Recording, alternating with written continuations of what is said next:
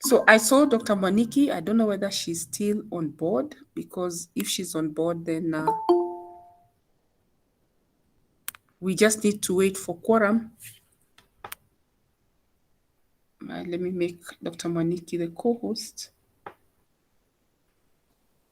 Yeah, so welcome, Dr. Moniki. Thank you, Dr. Olivia Opere, and good evening, teachers. Good evening.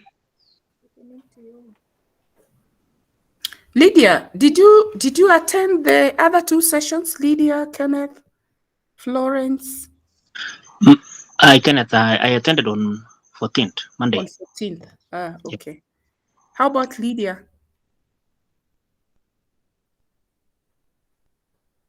Lydia Muihaki, unmute. Unmute so that you can respond.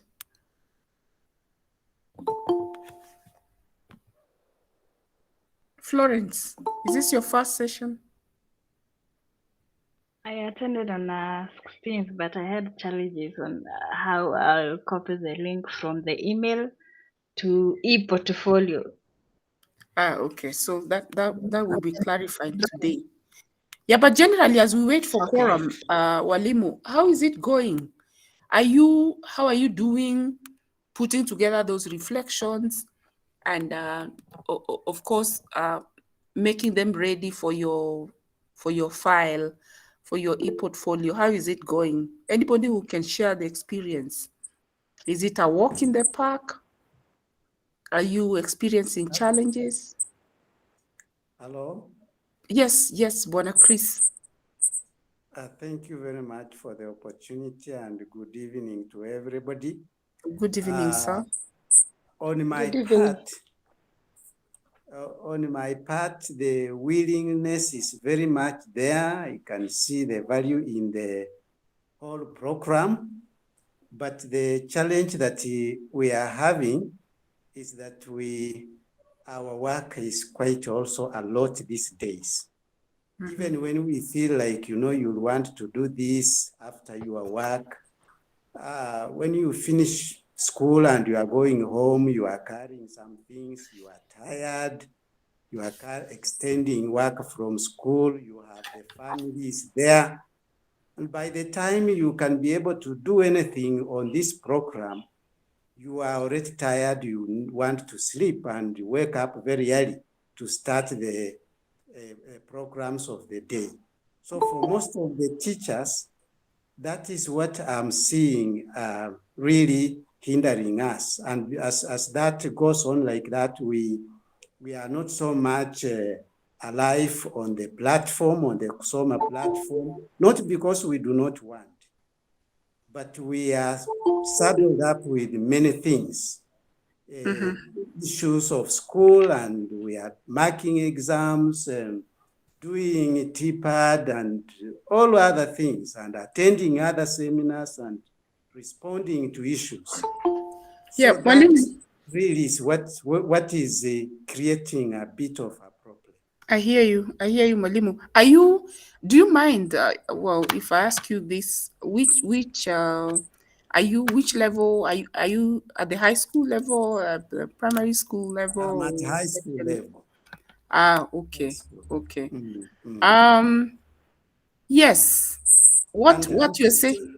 Just to finish off that even as you tell us this assignment should be done by this time, we are just looking at it. Maybe if the schools closed, because we are looking forward to close in the next 2 weeks, perhaps we can be able to then have some time to attend to this matter.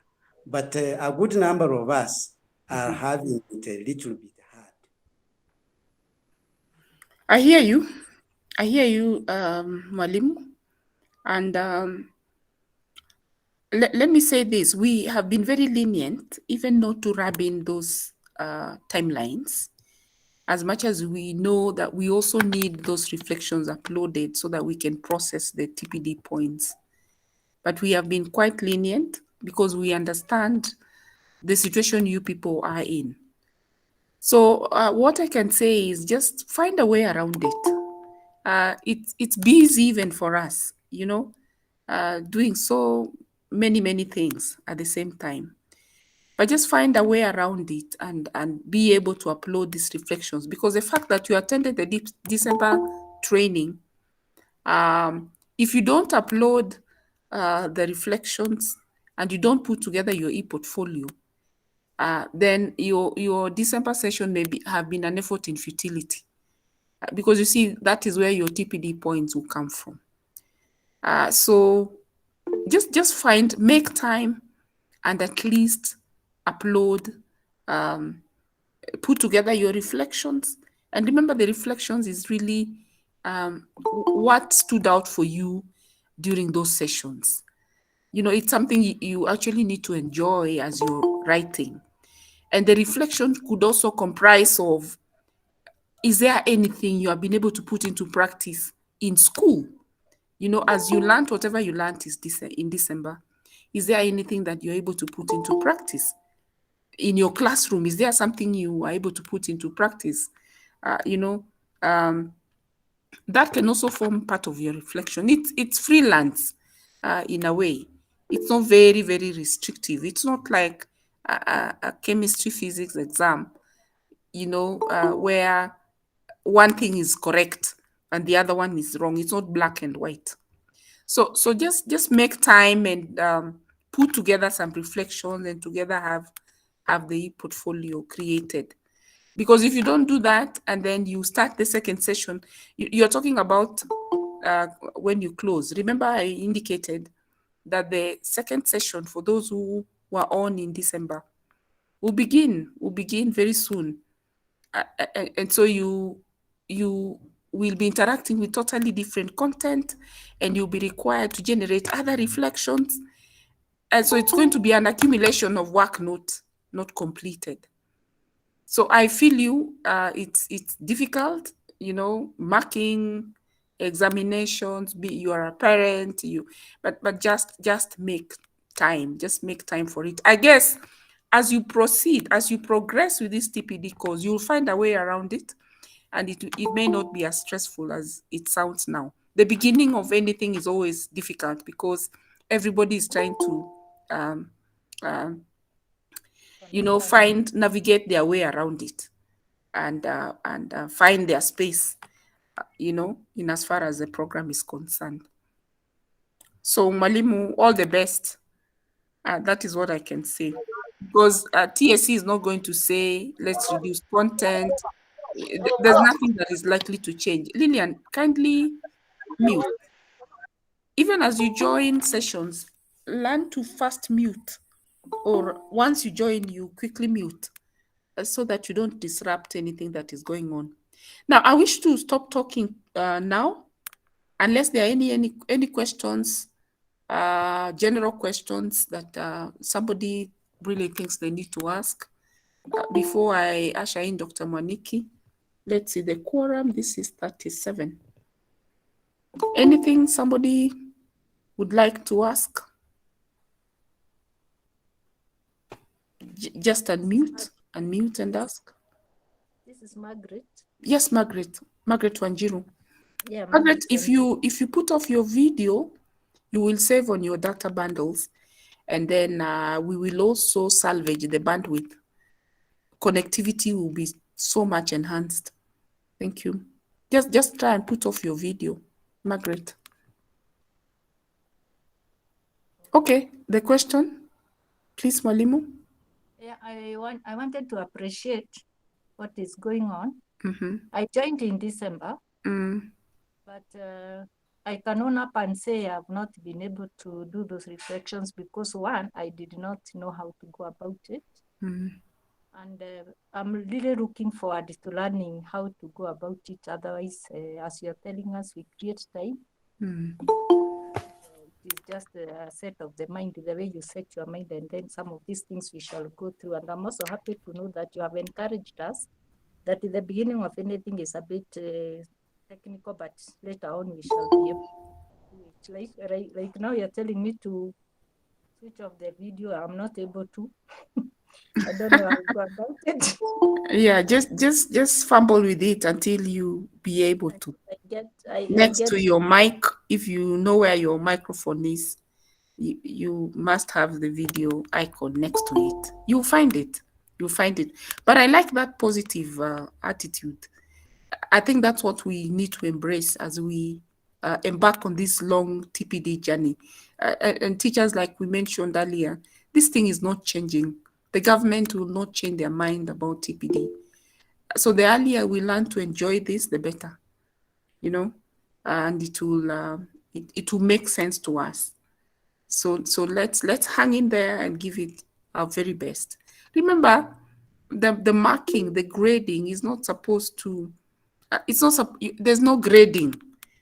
You know, there's nobody will tell you perform very badly.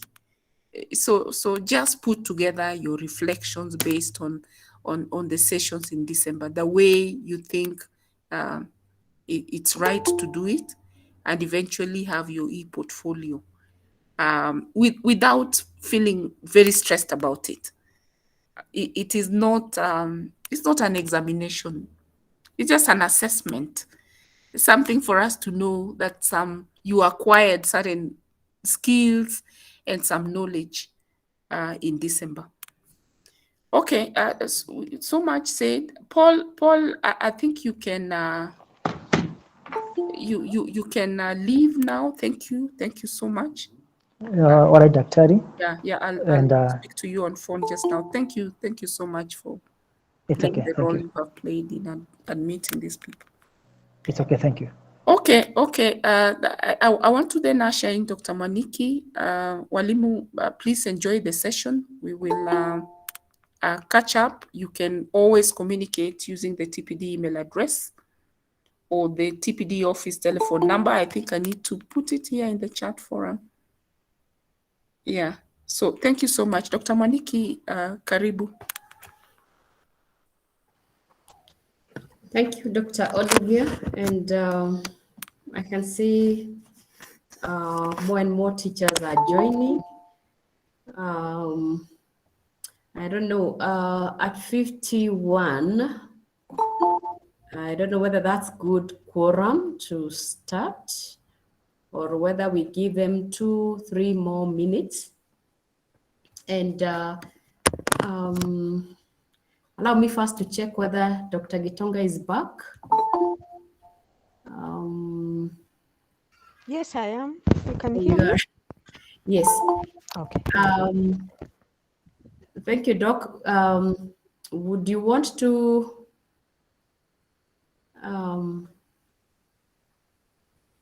are you okay now? Just a yes or no will let me know what I want to know. Yes, I'm fine. All right. Okay. So take it, Dr. Thank you very much, Dr. Mwaniki and Dr. Olivia. Thank you so much. My name is Dr. Rhoda Gitonga, and with me in this session, we are co-training with Dr. Mwaniki. And before we say hello, I would love to just give some house rules before we start. And one of the things that we encourage, as Dr. Oliver has kept on saying, is that we encourage you to put off your video because we would like as much bandwidth as possible. And we would also not like to see what you are doing behind the camera.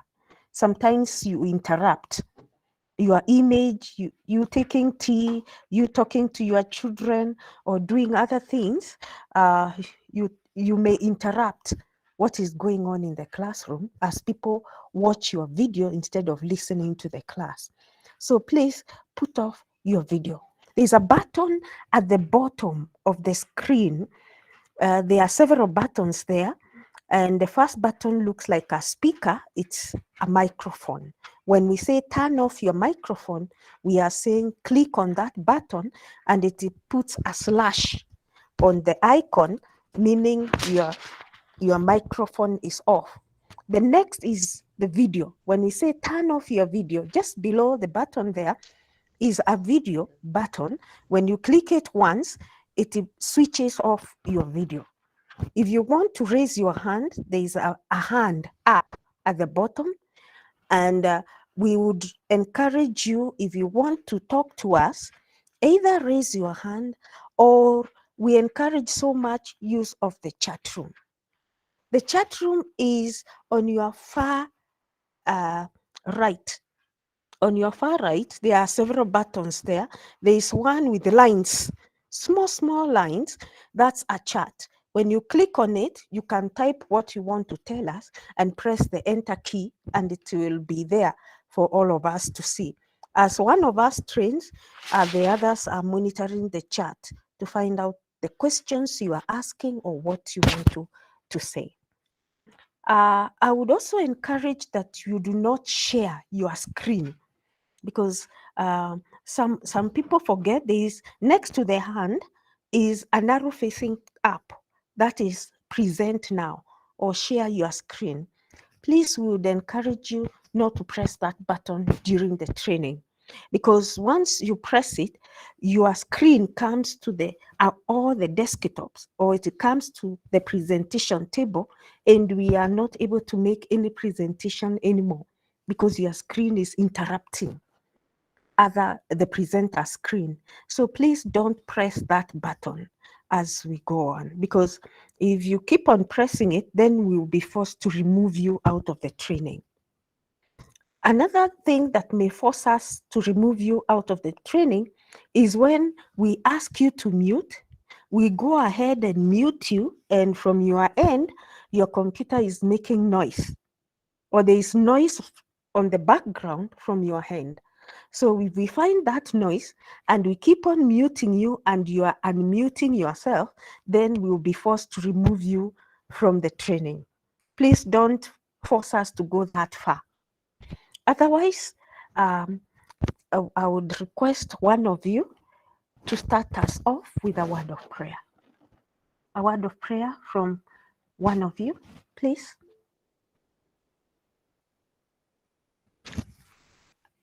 Just unmute yourself and then lead us. Thank you. Let us pray. In the name of the Father, and of the Son, and of the Holy Spirit. Amen. Holy Trinity, one God, we are before you this evening. We pray for your guidance as we commence this particular meeting. You may be with us, we may understand, and we may put it to act. In Jesus' name I pray. Amen. In the name of the Father, and the Son, and the Holy Amen. Spirit. Amen. Amen. Thank you so much, Adhiambo. And with us, we have other lecturers with us. I'll start with my co-host, Dr. Monique, please. Let's hear your voice. Greet us. Good evening, Dr. Gitonga, my co-trainer, and good evening, teachers. I'm happy Good evening. here one more time. I think Good evening. very many people that I already know. Welcome to the training. I'll be engaging you much later on after Dr. Gitonga. Thank you, and over to you, Dr. Gitonga. Thank you so much, Dr. Maniki. Karibu sana. I'm not sure I can see my colleagues, the other lecturers. Not yet, not yet. Not yet. Maybe as they come in, we will request them also to say hello to you. And please allow me to go direct to the presentation today. And we are going to mainly think about, in my presentation, two major areas. One of the area is to navigate through the Kusoma platform and to handle reflective journals. And navigation will also involve how to engage each other in the discussion forum. Then Dr. Mwaneki will come in and take you through another area of, apart from the reflective journal, there is e-portfolio. And then we will call it a day. So let me start off by sharing my screen. And on my screen, just a minute.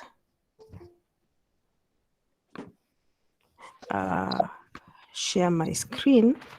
I have a tab, a new tab. You can see my screen. Of course, it has so many things. I'm looking for Google.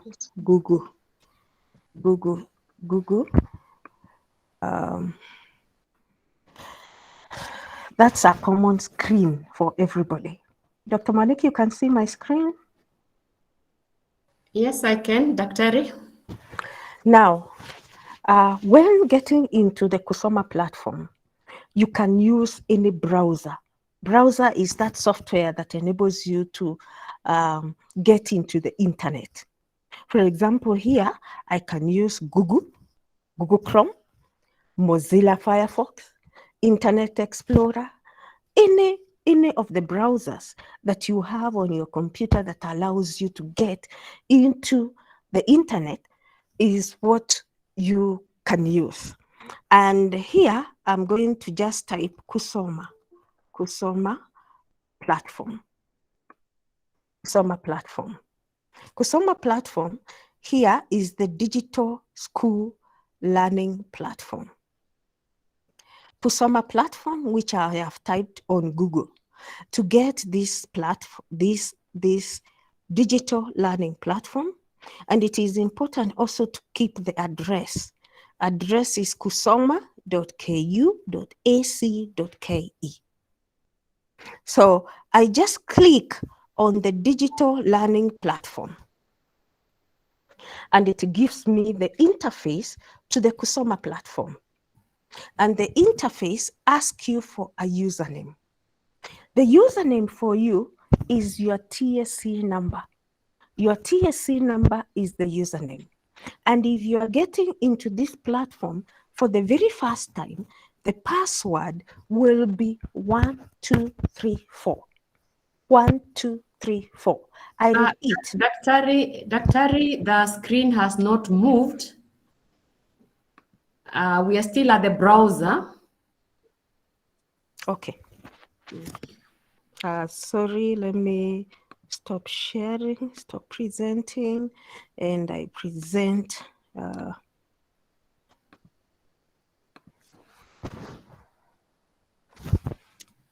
Do you have it now? Yes, now we can see it. Okay. You can see it? Yes, we can, Daktari. Okay, thank you. So the username is your TSC number. The password, if you are coming in for the very first time, is 1234. But if you have come in once or twice, it means the system forced you to change your password. Every time you are getting in the first time, you'll be required to type the old password, which is 1234. The old password, we call it the current password. And then the system will ask you for a new password and also give a space for you to confirm your new password. So this is not my first time to get in. So I will type my username and my password.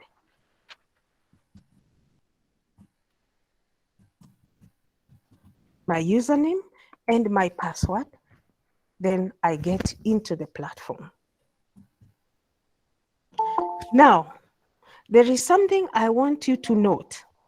If you get into the system, every day there will be a box here asking you for a number.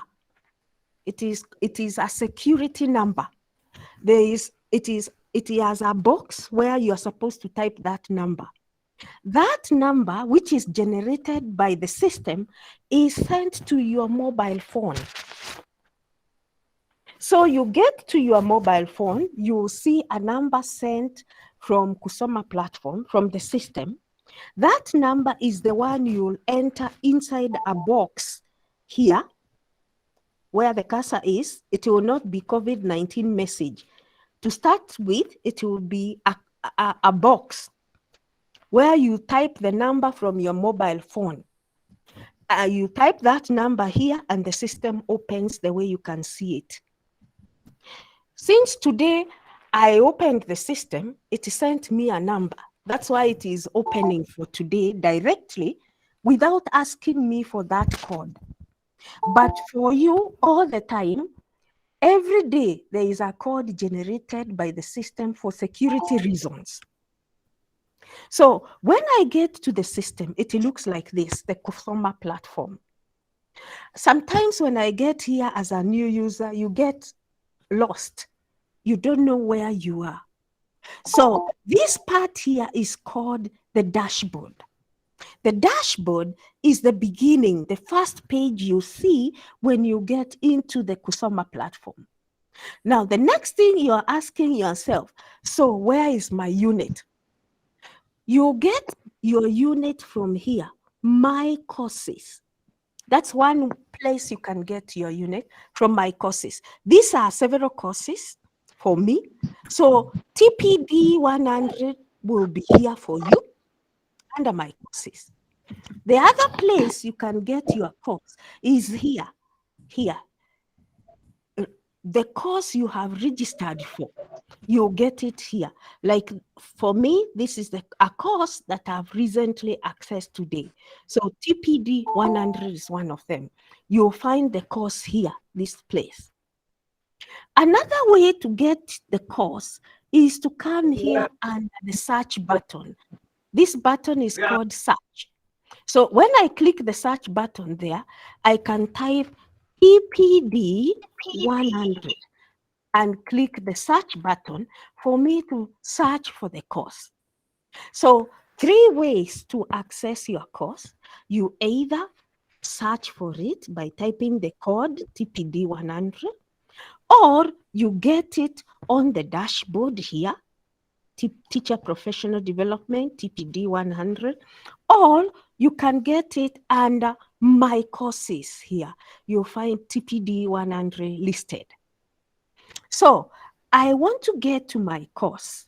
My course is TPD 100. How do I get in there? I click on it, TPD 100.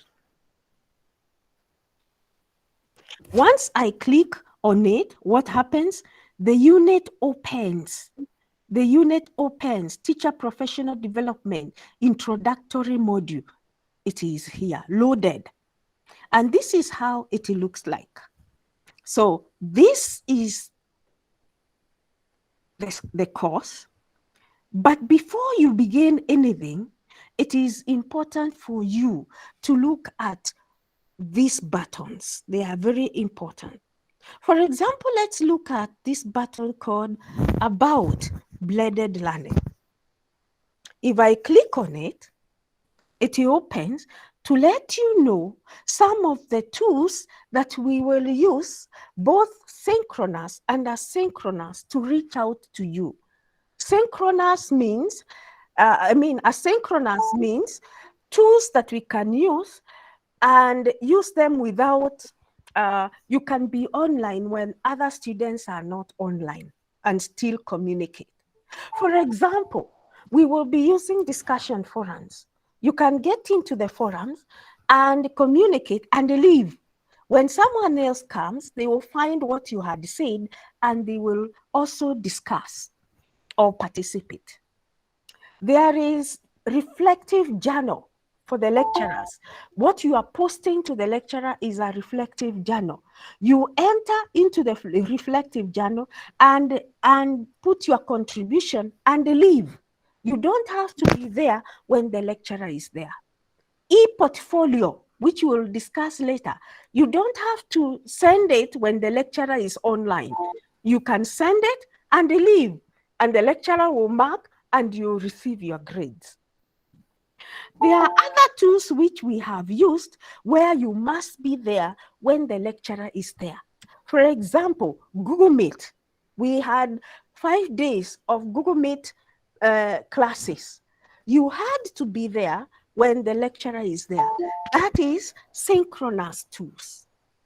Now, a thing to note, it is important to note that your progress online will be monitored. And how will we monitor it? One is using what we are calling a time stamp tool. This is a tool that shows all the participants and the hours and minutes and seconds you are actively engaged online. I'm saying actively because if you log in and you go to cook or you go to your own things, the system will log you out automatically if you are not active. So a timestamp will tell us you got into the system, you were actively engaged for 3 hours, for 5 hours, for 10 hours. Completion, course completion is another tool that shows a progress bar. It tracks if activities in a course have been attempted or completed, and it gives percentages of progress. And it can tell so and so you are at 20%, the other person is at 50%. But I would like to say something about activity completion. The system terms an activity as completed when, one, you participate in posting your discussion forum, in posting something in a discussion forum. You post. Number two, you reply to other people's activities. So an activity will be termed as complete if you do two things. You post, and number two, you reply. And then the system will give percentages. The other tool that is being used is called ranking and level up. This is a tool that will assign you points as you finish an activity. It assigns you points and ranks you. We call it on a leaderboard. Ranks you and gives you colors of traffic. If you find your name in red, it means you are doing badly. Please pull up your socks and everybody will be seeing you in red. If you see your name in amber, what does that mean? It means you are participating, you are doing something, but probably you are not replying to other people's posts, and therefore the system is not terming that activity as completed. If you find your name in green, it means you are doing very well and you are participating and you are likely to do very well in this TPD course. And so please take note of your name. You'll always get into the system and you'll find your name ranked with a color showing your level of participation. So this is something before the lesson starts. I am here on about TPD. Look at this bar, is the one I will be using to navigate. So I go back to TPD to take me back to the course. So during your time, free time, it is important to go through netiquette, online rules. For example, typing in capital letters is bad manners. You are shouting.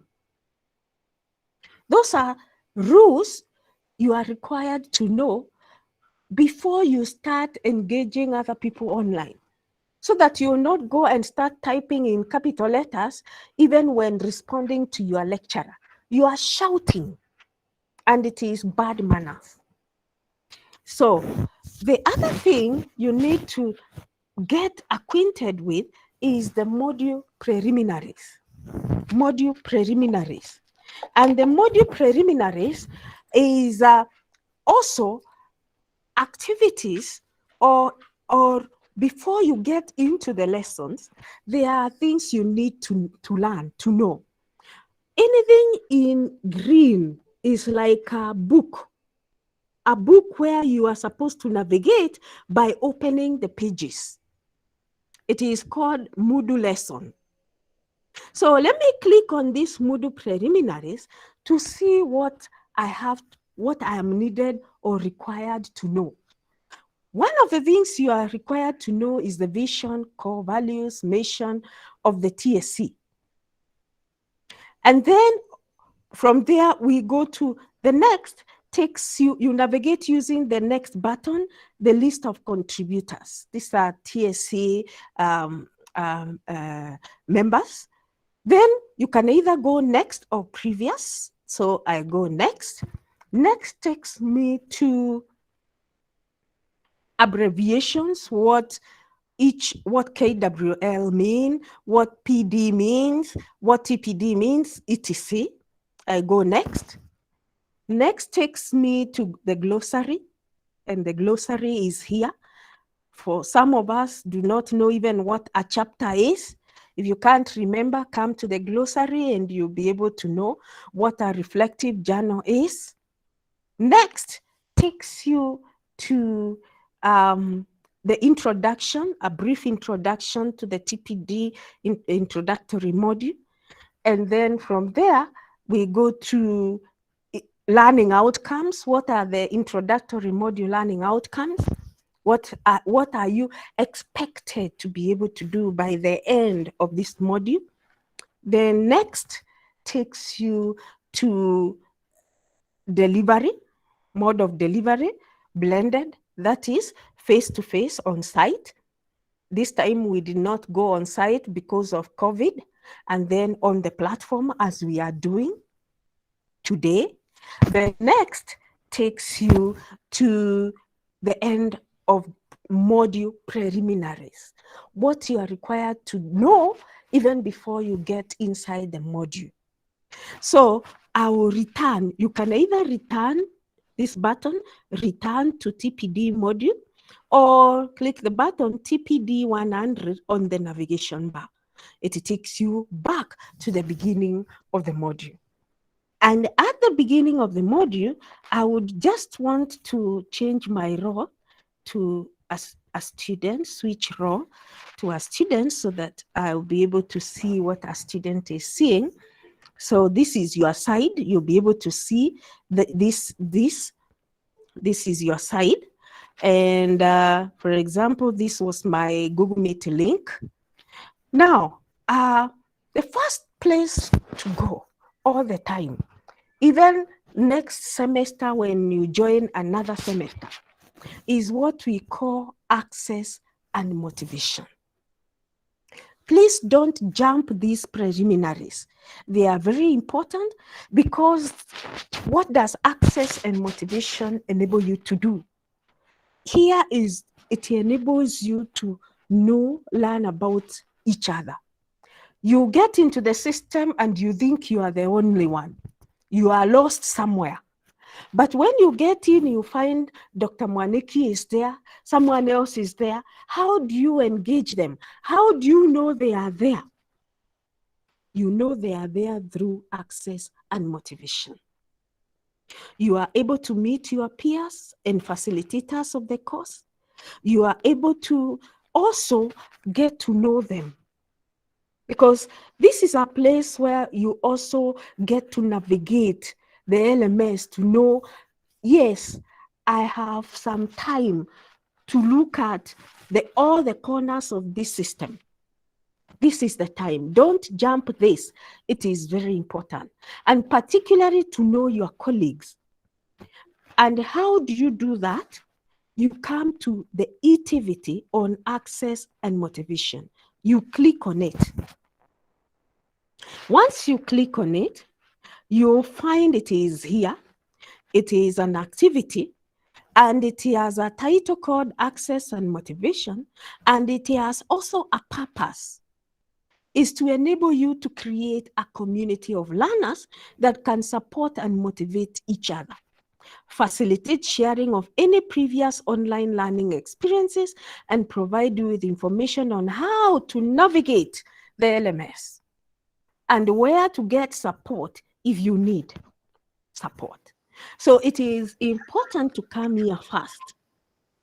And what you are required to do is to introduce yourself and tell us what your goals are, as well as your learning, your experiences in e-learning.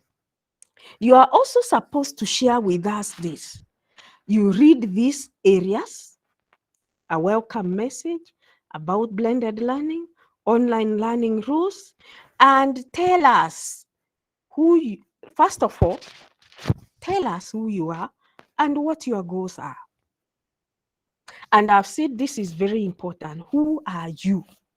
So that if I find, oh, there is a Dr. Mwaniki, oh, I can even go ahead and ask for contacts and create WhatsApp groups for community, for sharing experiences. For example, when you are in the middle of the semester like now, who are you talking to? Do you have a community of others that you can post something on WhatsApp and say, oh, we are here, we are stuck. What are you doing in your group? Or what's next? You see? So where do you get to know where others are? This first place called access and motivation. How do you engage in access and motivation? There is this blue. You can all see a forum 0.1, which is colored in blue. It is hyperlinked. So when I click on it, I'm just going to click on it, and I know it will open a forum which you will not see. So I will stop sharing so that I share where that forum is. I will stop sharing and then share the forum once again. A tab, and the forum looks like this.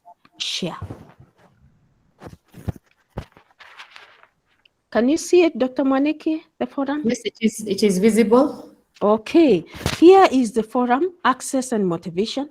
Again, the activity is placed there, the activity so that you will not forget it, and what you are being asked to do.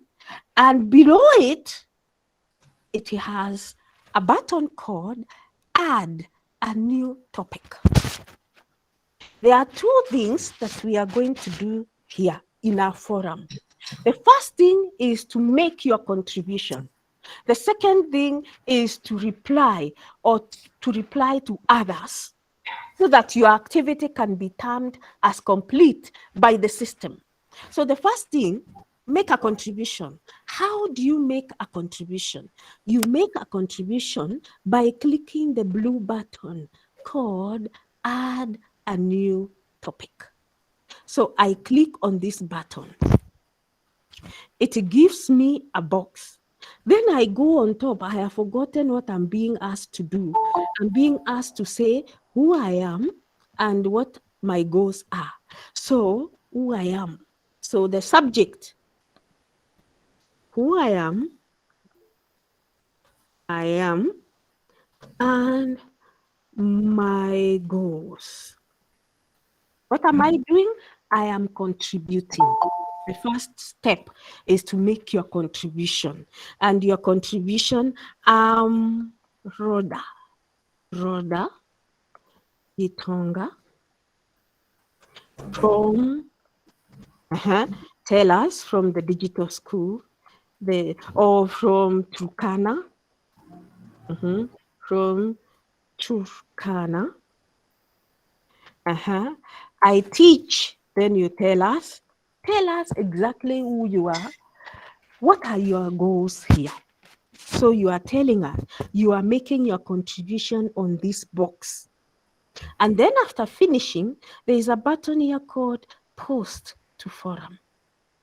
I have put, how have I started my contribution?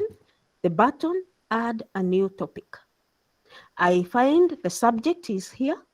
And I find here is where I type my contribution under the box message. After I finish, I click post to forum. Post to forum. It gives me about 30 minutes to edit my contribution. And then my contribution is here. Who I am and my goals. I have posted my contribution. The first step is post your contribution. The second step is come to others. Others are here. Look at this. This is Beatrice. My name is Dr. Beatrice Ndiga, an instructional leader from Nairobi County. My goal is to work towards addressing personal performance gaps. In addition, I purpose to be, I think, motivated and inspired by others to be the best that they can be in the teaching profession.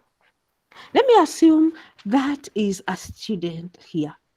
I want to respond to this. I have read this. There is something I want to ask Beatrice. So how do you respond? Look, this is Beatrice. Under Beatrice name, there is a button called discuss this topic. Discuss this topic.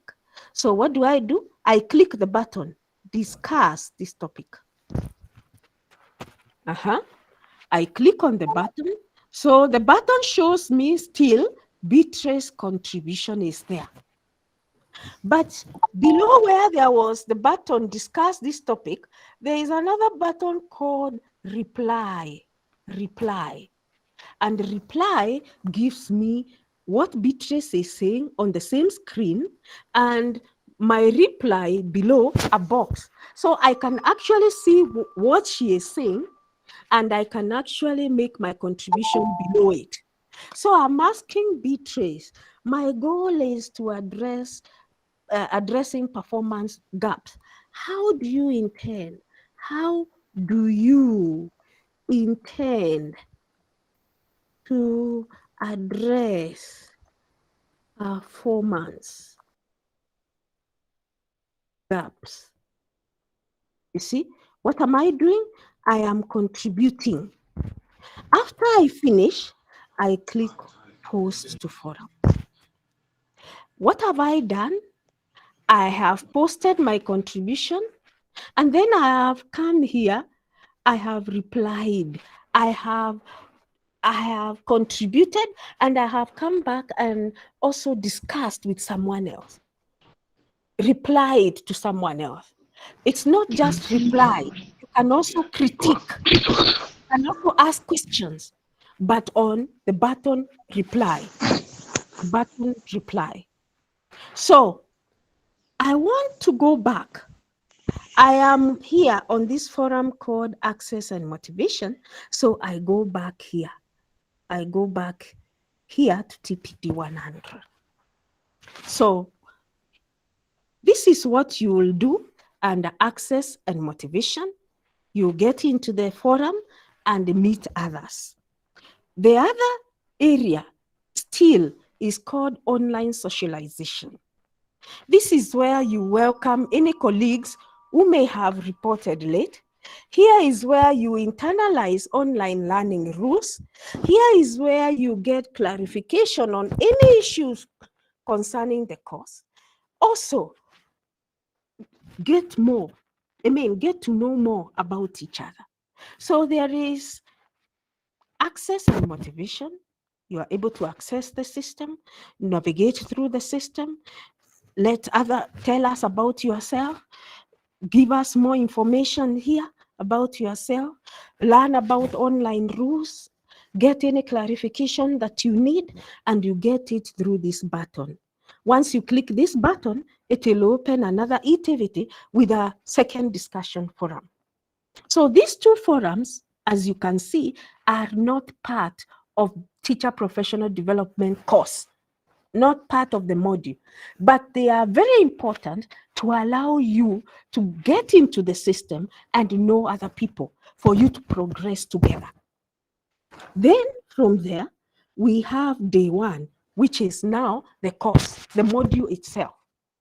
And within the module is structured like this.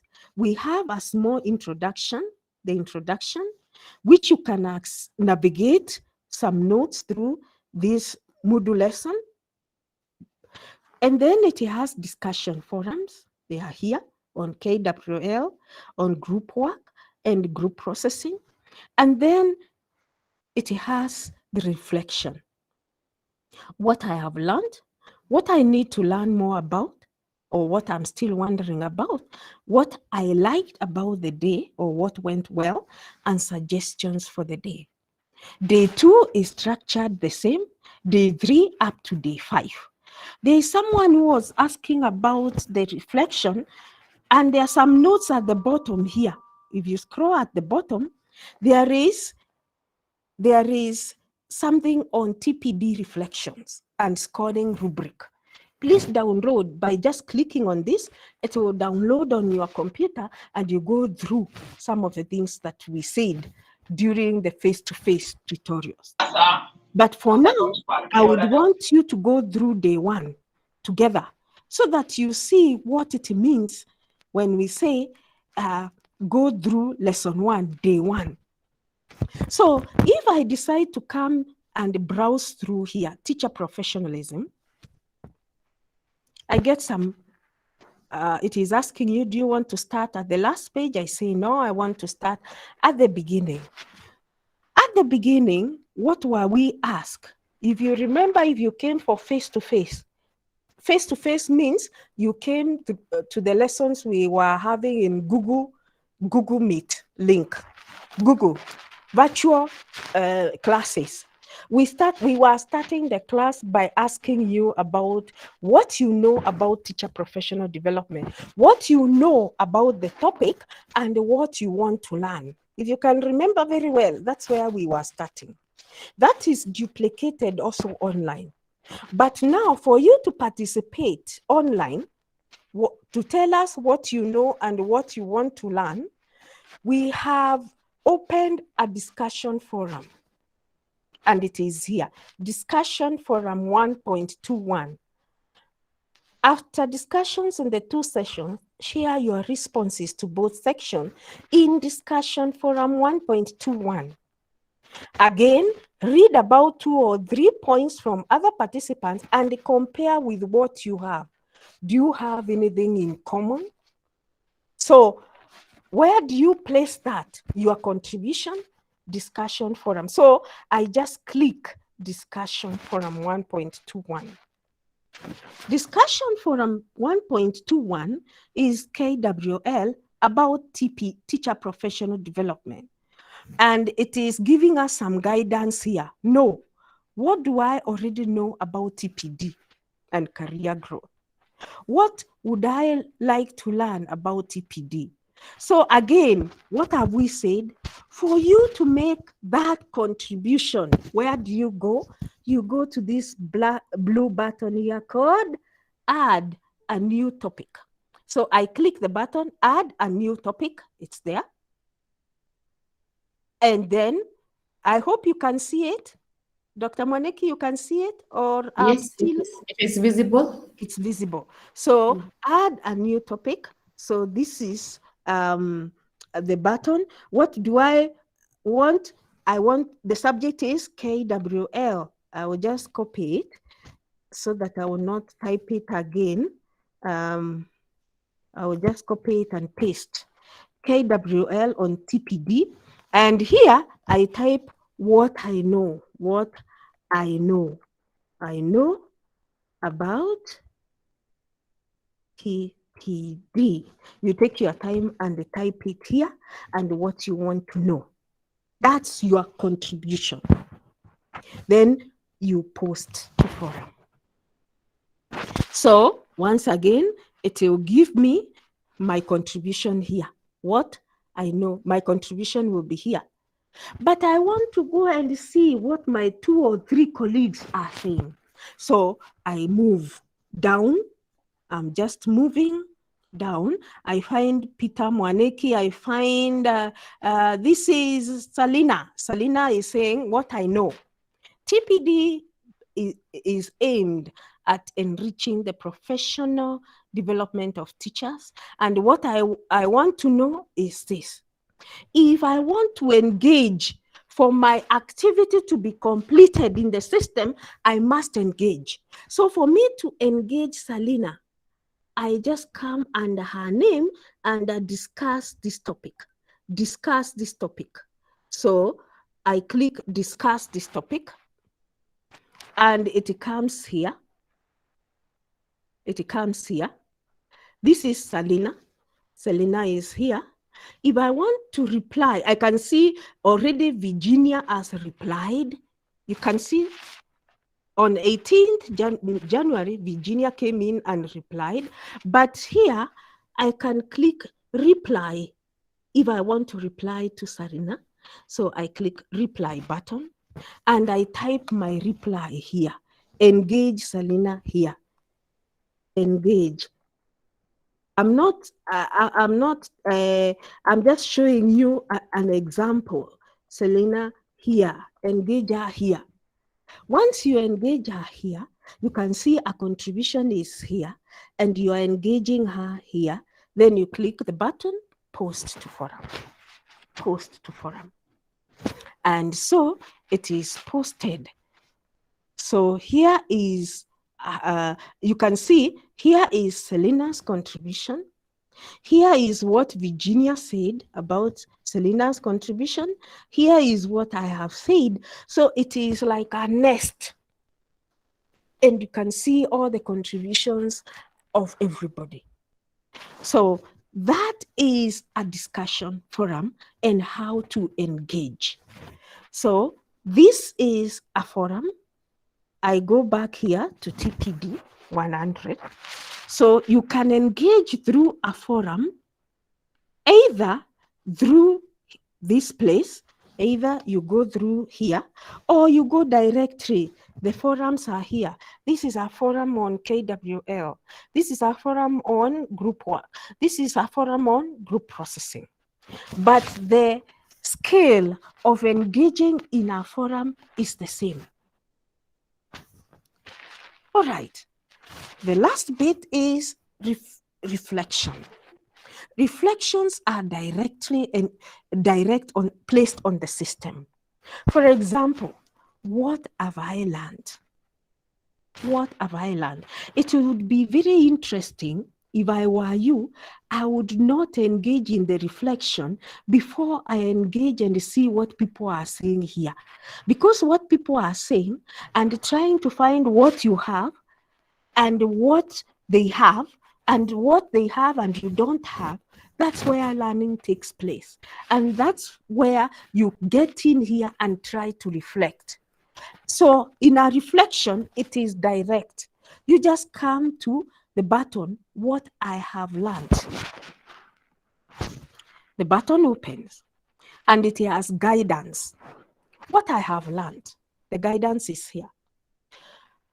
What happened? So when we were in class or when we were with the lecturer, or even when going through the forums, what happened? So and so took me through these areas. Which areas were you taken through? Which strategies were used? From those strategies, I have learned. For you to feel this, you don't feel it on these lines. There is a button here, a green one now, telling you start or edit my journal entry. You click there. Start or edit. It brings you an entry box where you fill your contribution of what you have learned following this guidance. What have you learned? Tell us here. And the PowerPoint slides I have shown down there, I will go back there. They will guide you more on how to fill a reflective journal. And then you fill it and you click Save Changes. Save Changes. Once you click Save Changes, your journal entry goes to the lecturer. And this time I'm on the student side. I'm not on the lecturer side. So on the lecturer side, we will see your entries here for us to mark. So I repeat what I have learned. Here is a guidance. And for you to fill what you have learned, just click Start or Edit my journal entry. And a box is here for you to fill. And just click Save Changes. And it goes directly to the lecturer. I go back quickly so that you can see the next. The next is what I need to learn. You just click the button, what I need to learn.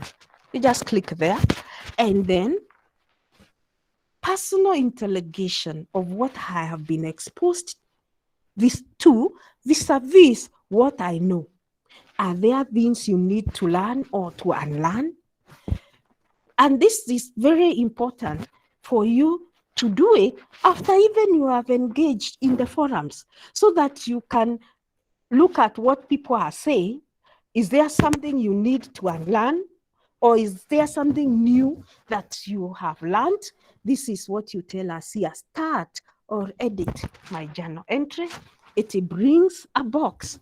The entry is here, a box, and then you just click save changes. After you fill this box, you feel what you are still wondering about. You feel it by typing inside here. You see, when I type, there is still typing inside this box, and then you click save changes. And that contribution goes to the lecturer. So what have we learned on the system? We have learned, 1, how to navigate the system. 2, how to make use of discussion forums. And 3, how to make use or how to go about using the reflective journal. And the next step we are going to is where Dr. Monique takes us through how to get to or how to post our e-portfolios on the platform. So with that, I stop there now so that Dr. Monique, you can take us through e-portfolios. Thank you so much. And if there is any question, I'm ready to respond to it. Thank you. Dr. Thank Monique. you, thank you very much, Dr. Rhoda Gitonga.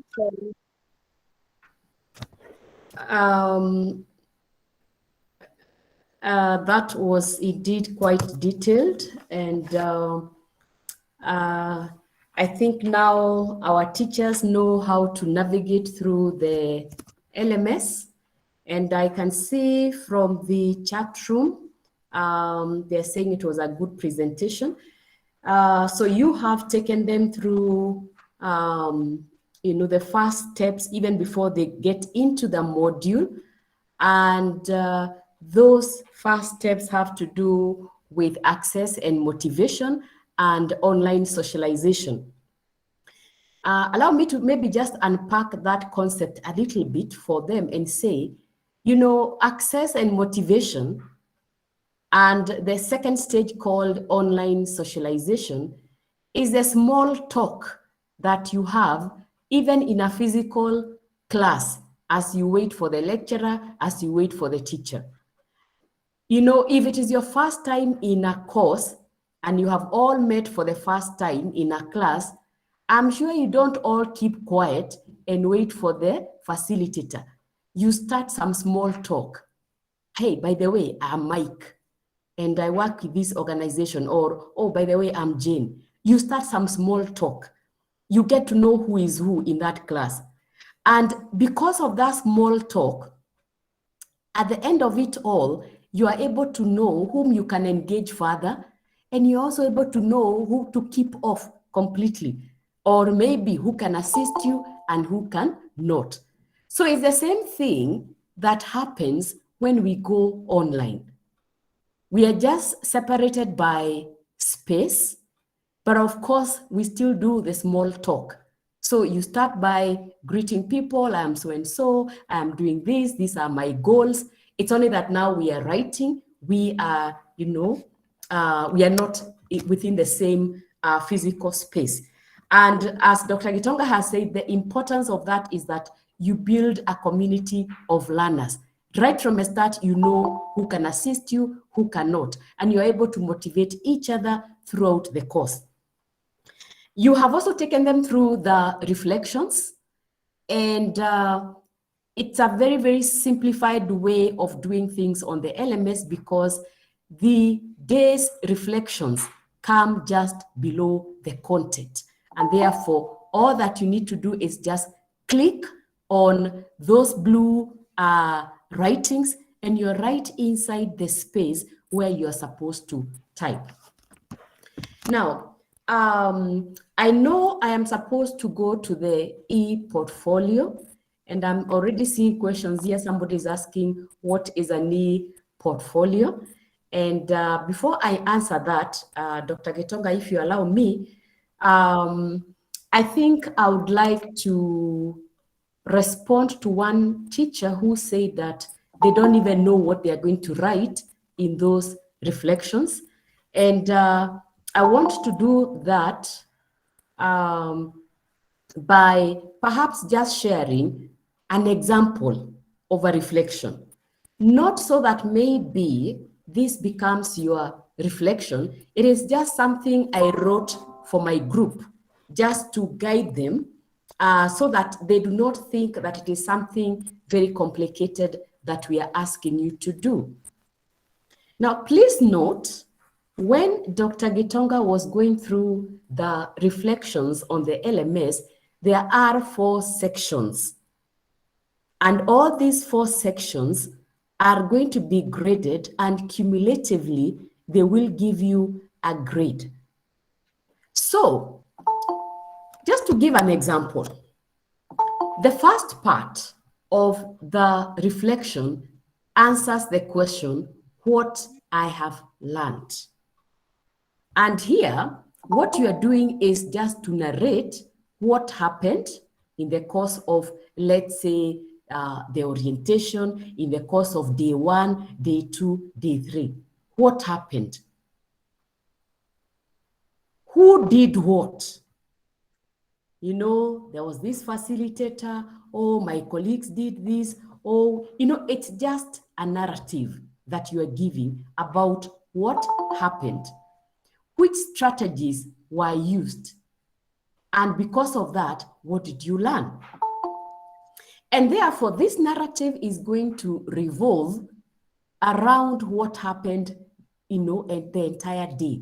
If, for example, you are talking about day 1, day 2, day 3. And I just gave an example here where you would say something like, today, I'm assuming this is day 1, that on day 1, we were taken through teacher professional development and its relation to our career growth by Dr. Elizabeth Mwaniki. We undertook 3 discussion activities and shared lots of experiences and knowledge about TPD. Afterwards, the facilitator took us through relevant and current information on TPD. Through the first group discussion, KWL referring to, you know, those discussion groups that we would have where we would discuss topics in terms of what I know and what I want to learn. I was able to learn that other professionals such as lawyers, doctors, and engineers also go through professional development from time to time. I also learned about the background and rationale of TPD. I learned from the facilitator that TPD is meant to enhance my capacity as a teacher to cope with the demands of 21st century and become a confident, effective, and reflective teacher. I also learned how to log onto the LMS and navigate through the TPD 100 course. It's just a narrative. You are just giving a story about what happened on the, you know, the various days. Up to that point in time, really, this is not something that anyone can fail. You're just giving a narrative. And if this section is marked out of 3, there is no reason why anyone should not get 3 out of 3, because it is your narrative as you experienced it. So that is what I would write if I was writing a reflection on day 1. Please note, all I have tried to put here is a narrative of what happened, who did what. There were the group discussions, there was a facilitator, you know, so what did you learn? And that section may be marked out of 3. There are some sections that are marked out of 2, others will be marked out of 3. So assuming that this is a section that is going to be marked out of 3, there is no reason why you should not get the 3 marks, because it is just a narrative. Then the second part is on what I need to learn more about, or what I'm still wondering about. Now, this is the part now where you will, of course, refer to what you learned, but here we do not want you to just narrate like step A. We want to see some critical analysis of what you learned. We want to see a critical analysis of the entire day proceedings. So for you to be able to write something on what I still need to learn more, or what I am still wondering about, it means that you must reflect on what you learned. You must reflect on what the facilitator gave. You must reflect on the group discussions, and then try to contextualize that within your settings, so that now you're able to notice, the gaps. That yes, this works well, but within my environment, it may not work. That the facilitator said this, but really, would this really work in my area? This is where now you become alive to your context and become critical, so that you are able to really contextualize the learning. So this is something like this, that most of the things that we shared and learned today are very applicable in my practice. You see, there's no way you're going to write such a sentence if you have not thought seriously about what was learned and about what transpired during the day. Because only then are you able to say whether it is applicable or not in your practice. So already in the first sentence, we see some critical analysis. For example, and you're even going ahead now to tell us what you think would work and what would not work. For example, the need to keep updating my skills to cope with current demands is real. I graduated in 2006. This is a lie. This is not when I graduated. I just wrote this just as an example.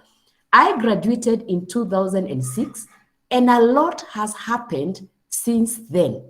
So a retooling is important. You see, you are analyzing everything that you have learned. The facilitator said, look, we retool even the lawyers, the doctors, the engineers. It's part of the profession. So you are now thinking about what was said. You're thinking about what the facilitator said. You're thinking about what the group discussed. And you're trying to see, is it applicable in my life? And when you think back, you're saying, yes, 2006 is a long time. And therefore, there are many things that have changed. And therefore, I think this is actually important for me. So you're not just narrating, but you are thinking more about what you learned. I feel like I'm not doing very well on practicing inclusivity in my classes, and I'm happy that TPD has a module on it so that I can learn more. Being very honest with yourself. I also need to learn more about how I can integrate ICT in my teaching, since the new curriculum, CBC, relies on ICT as a catalyst. You see, you are putting everything into context. You're thinking even beyond, the class, and you're thinking, in my practice as a teacher, based on what has happened today, what am I carrying home? I feel that as I continue learning and sharing experiences with other professionals, I will be in a better place professionally. However, you see, another critical aspect. However, I am a bit lost on some few aspects. Now, remember, this part is asking you to say what you need to learn more about, about, and what you are still wondering about.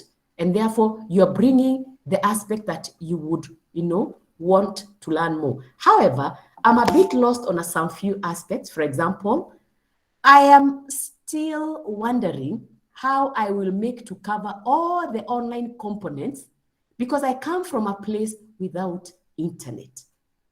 I, however, hope that some learning can also be asynchronously done. Okay, meaning that it is not, everything is not being done in real time. I was able to log onto the LMS, and that is a good start. See, you're even congratulating yourself about what happened. Now, if you look at part B, this is not just a story that you are telling. There's some critical analysis to what you have learned. You are reflecting on your life, on your practice, on your environment. And now you're putting everything together to be able to answer the question, what I need to learn more about and what I am still wondering about. Then you move to part C, okay? And we are saying that these sections are placed, separately on the LMS, and you have been able to see them. So that on the LMS, you're going to see 4 parts. So part C is what I liked about the day. And this can also be paraphrased to read what went well. And again, here, it's just a narrative. Because what you liked about the day may not be what I liked about the day. It's really a very, very subjective exercise. So what did you like about the day, or what went well? I really liked the teamwork and open discussions that the facilitator provided for. Of course, what you liked about the day or what went well must be related to what happened on that day. You cannot go discussing what happened 2 weeks before on day 3 or day 4. It has to be pegged. It has to be tied to what happened. So I really liked the teamwork and open discussions that the facilitator provided for. This is because we were able to exchange a lot of information and experiences, and therefore learned a lot from each other. The facilitator was respectful and kept reminding us about netiquette, that is online manners, and this allowed for seamless interactions. The facilitator tried as much as possible to include everyone, and you're even joking about it and you're saying, I guess this is the element of inclusivity in learning by prompting the lurkers to also contribute. Now, lurkers are those very quiet people in virtual classes, in online, learning. We have them in our face-to-face classes.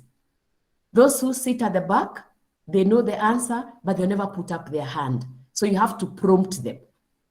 Stephen, what do you think? So what you're doing is to prompt a lurker who perhaps he's just an introvert, but he may know what he is doing. So what you're saying here is that the facilitator tried as much as possible to include everyone by prompting the lurkers to also contribute. All our ideas were valued and contributed a lot to learning. Indeed, adult learning is about sharing knowledge and experiences, which we did. Okay, so it's just your opinion about what you liked about the day and what went well. And surely, if you write something that relates to what happened, why would you not get your 2 out of 2? Why would you not get your 3 out of 3? It's really subjective. What you liked may not be what another participant liked, or what went well may not necessarily be a common thing. So that is part C. Then part D is on suggestions for improvement. keep saying that what goes well can also go wrong. And even on a day that looks like it was really nice, there could still be suggestions that can make, the subsequent days even better, or other, days better. So here again, another very, very subjective part. It is what you think can improve the day. So remember, as I said, I just pretended that I am a teacher and I decided to come up with this. And I'm saying that it has been a good day full of learning, and I do not regret enrolling for the TPD. Learning from others through KWL and the other two group work was great. You see, when you're giving feedback, anytime you're giving feedback, and maybe you can listen twice here because you are teachers, you do not start with the negative. You don't wait for somebody to finish something, then you say, but no, you start on a positive note. You first tell them about the good things they have done so that they can now take it that I think this person is actually giving me positive or constructive criticism. So I have started by being positive, that it has been a good day, full of learning, and I do not regret enrolling for the TPD. However, I would suggest that smaller groups are created to allow more and deeper engagement with each other. When we are too many in a group, like we were, I'm just assuming that we were many in a group, not everyone will be able to contribute, and we may therefore lose out on useful contributions. Perhaps the health break could also be extended to 15 minutes instead of the 10 minutes that were provided today. All in all, on a continuum of 1 to 5, I give the day's performance 4.5. So I'm even trying to rate what happened on a scale of 1 to 5. What would you give the day? That is me. The way you would put it may be very, very different. But I think the idea here is to get the gist of what you're supposed to write here. That when you're giving suggestions for improvement, start on a positive note. Do not be rude. I think feedback is meant to be constructive. Say about the good things that happen and then suggest things that can be done to improve, the day. Now, that is how I would write my reflection, let's say for day 1. You can see I have not written pages and pages and pages. It's just one page, but within that page, within the various sections, I have given perhaps what is required. And remember, we have said that these 4 sections are placed on the LMS, section by section. What I have learned is a section on its own. What I need to learn more, a section on its own. What I liked about the day, section on its own. Suggestions for improvement, a section on its own. So you're just going to click on the blue wordings or the sentences, maybe suggestions for improvement. Get inside as Dr. Rhoda Gitonga has demonstrated, type a few sentences, or if you have typed them elsewhere, like the way I've done, I could just come here and highlight on this, then I say copy, then I go take it to the LMS and paste it there. Remember, when you're pasting on the LMS, you use Control V, and then you have it there. So you can decide to type it elsewhere, then copy and paste, or you can get directly onto the LMS and type your sentences. So that would be kind of like an example of perhaps what is expected. Remember, if you look through, I've written draft. This is just me trying to think what I would write if I was a teacher. And therefore, you know now that is not something very, very difficult. Okay. So I don't know, Dr. Gitonga, whether there is any question so far up to there before I move on to the E. Thank you so much for that clarity of an example, of a reflection. I think there's just a question which is, of course, tied to what you are going to talk to us about. How is the reflection in journal different from the one in e-portfolio? There's someone else up there who is asking, please, I need to know how to send e-portfolio using a link. I think it was very informative, Daktari. Maybe if you take us through the e-portfolio, then we can see the difference between e-portfolio and a reflection, and it will be clearer. Thank you. Thank you, Dr. Gitonga. So what we are saying is that you are going to write 5 reflections. For each day, there will also be the reflection for the orientation. There are those of you who are able to attend the orientation on 28th and 29th of December last year.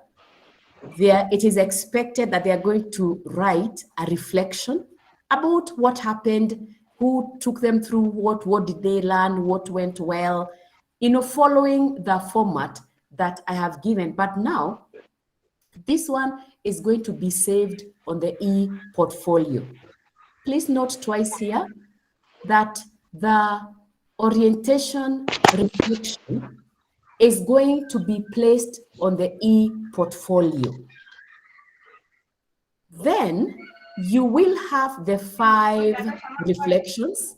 Martha Kemando, please mute yourself. Then you have the 5 days. So when you go to the LMS, there's day 1, day 2, all the way up to day 5. Now, each of those days is going to have a reflection based on the content that was exposed.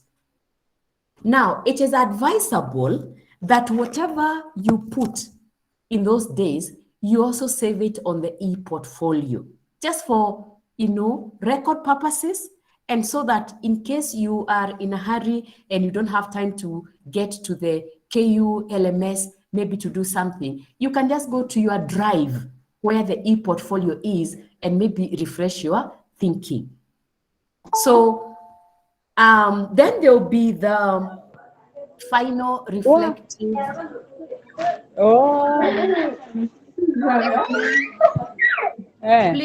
Please, teachers, we are saying that you need to mute yourselves. Martha Kemando, I have muted you. You still want to unmute yourself. Remember, Dr. Gitonga said that if we mute you and you unmute yourself, then we have no option but to, remove you, and that means that you're not able to get back. Now, so there's a question on what is the LMS. The LMS is the Learning Management System. It is where Dr. Gitonga was on the system. So when you hear us talk about the LMS, the system, the, Kusoma, we are simply talking about that live system where Dr. Gitonga was demonstrating. Somebody else is asking, what is KWL? Now, KWL is an experiential way of learning that we used, and that tells me that the person did not attend the trainings on the various days that they were held. And what would happen is that we would put you in groups, and then we would give you a concept and you discuss it in terms of K, what I know, WL, what I want to learn more. And out of that, very many ideas came about, and peers were able to learn from each other, and that is what adult learning is all about. So without much ado, allow me to share, my email, because we are saying that the first, point of the first point, or the starting point when you are creating an e-portfolio where you can save all your TPD materials and then share the link on the learning management system on the Kusoma platform with, all the facilitators. The first point is the email. It is assumed that you already have an email, and if you do not have one, please ask those around you to help you set up one. Now, you open your email, and on the extreme right side, we have the 9 dots. I'm going to start from scratch. I can see people who were there yesterday. Please bear with us. This is the last day of training. So if some people did not attend Monday, Wednesday, and today, and they do not now know how to do this, it's going to be very chaotic. It's going to be very difficult for them to actually create an e-portfolio, place content there, and share the link. So the first point is you opening your email, and then you move to the right side where my cursor is, and there are these 9 dots here. These 9 dots here are referred to as the Google Suite or the Google Apps. You click on them, and a small dialog box appears with very many apps, and all these apps are actually very important, but that's a topic for another day. Our interest is the drive.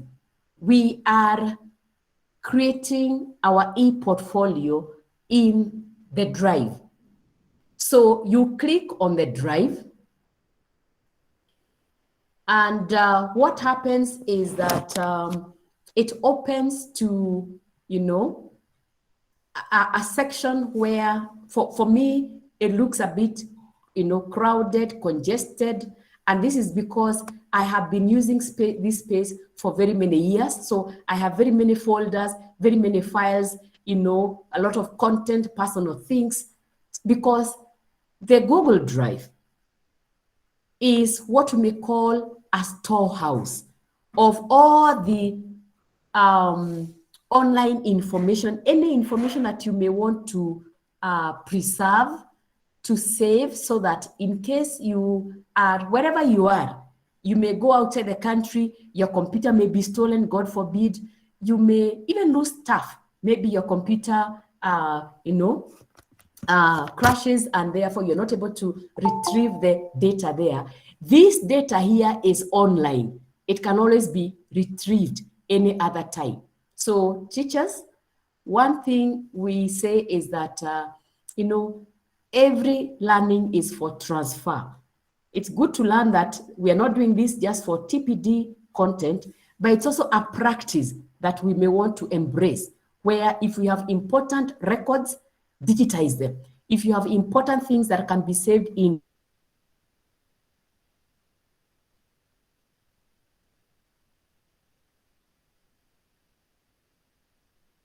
all you need is your email, open it, and you get access to your materials. So if you have not been using this space, yours is likely to be a little bit blank, maybe just showing white because maybe you don't have folders or files. For me, it looks a bit congested because I have been using this. So let's assume that you have nothing here and you want to create a folder that is going to accommodate all your TPD materials, or your TPD assignments, anything TPD that you would want to share with your facilitator. So the first point is on your left, where you have the plus sign that is very colorful, the plus sign indicating that you are adding something. So a new, maybe folder, a new file. So you'll come here and click on the word new, where there's the plus button. And when you click new, a small dialog box opens with very many possibilities, very many options. The first one is folder, and you can see the option of a folder has a plus sign inside, meaning that, or reminding you that you are adding a folder. Then we have one on file upload. For now, we are not using that. And you can see the upload sign or a folder upload. Remember, once you open your drive, the next thing is to create a folder. And therefore, we say folder, you click on folder. And now you have a new folder that you want to create, but you need to start by labeling it well. Okay, so I will label it, and I can say, maybe I can talk of Fadia.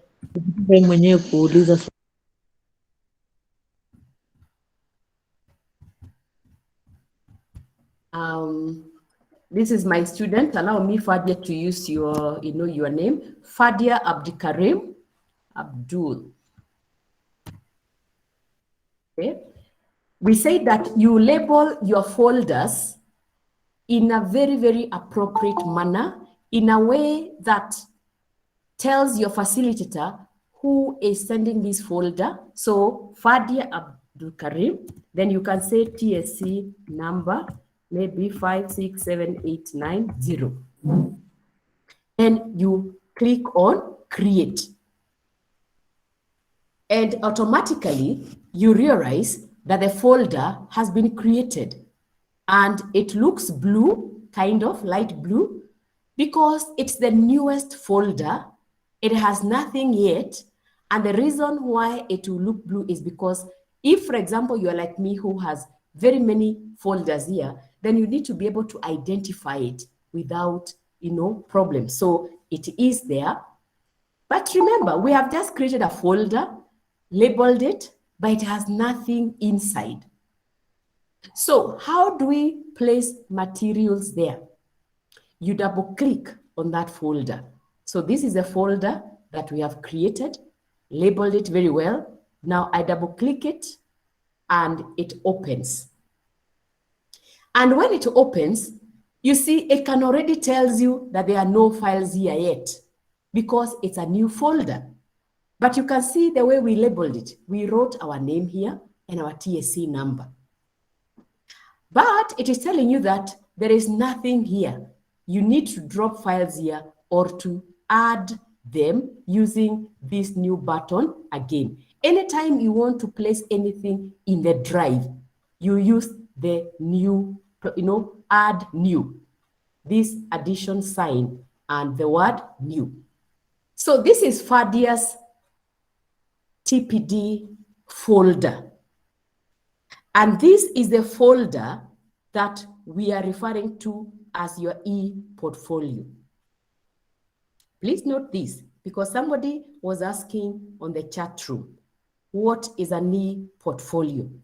Now, an e-portfolio is a storehouse of materials that you have placed online, materials that perhaps you'd want to share with others, materials that perhaps you have kept there for safekeeping. And now what we have done is to create a folder, and that folder is now going to be Fadia's TPD e-portfolio. Okay, but it has nothing yet. And I think on Wednesday I said that this folder or this e-portfolio is like a new exercise book that you have bought just before a certain course. There's nothing written on it yet, but it's a book that with time, you're going to populate, you're going to write notes, you're going to draw diagrams, you're going to maybe try quizzes. So with time, it's going to get populated. And when a teacher demands to see it, you can give him or her the physical book and they can mark. they can turn the covers and see what you have done, whether you have been copying notes, whether you have been doing the assignments. This folder is serving that purpose. It is your e-portfolio, it is your online notebook. And that means that all the materials related to TPD that you want to place here will be added here using this new button here. Now, before I even start adding anything here, let me clarify that there are certain things that must be in your e-portfolio, in this folder, for us to say that you have done what is required. One, the reflection that you wrote about the orientation. And we have told all your facilitators that in case you did not attend the orientation on the 28th and 29th, then these trainings we have been having here are serving as your orientation. What we trained on Monday, what we trained on Wednesday, and what we are training today is serving as an orientation for any person who may have missed. And therefore, we expect a reflection based on that or based on 28th and 29th. That will be the first thing that you place on this folder. The second thing you are going to place on this folder is the reflection for day one as shown on the module that is on the learning management system. So reflection for day one, reflection for day two, day three, day four, and day five. These are copies of what you will already have written on the LMS, so that in case you are not able to access the LMS for whatever reason, you still have a backup in your e-portfolio. In case something goes wrong and maybe you are not, let's say, you want access to the LMS, but you cannot get it, you have that backup. You can still go to your e-portfolio, that folder, and still access what you wrote.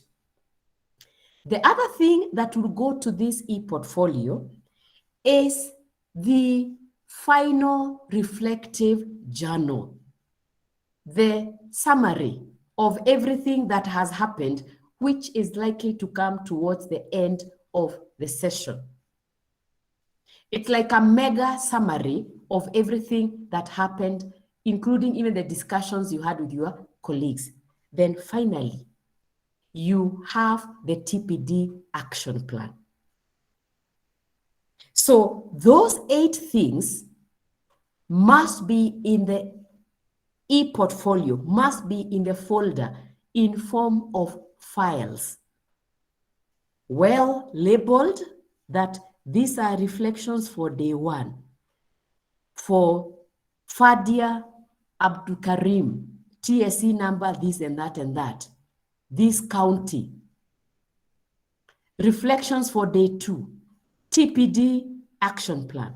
So those 8 files are the minimum requirements. So when we open your TPD folder, what we are referring to as the e-portfolio, we expect to see at least 8 files. So how do you place the files?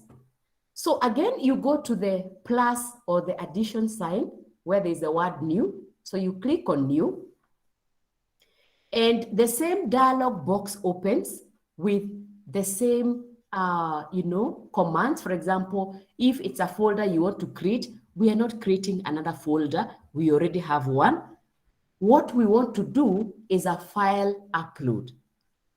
And the assumption here is that you have already done this work elsewhere and saved it in your computer or saved it in your phone.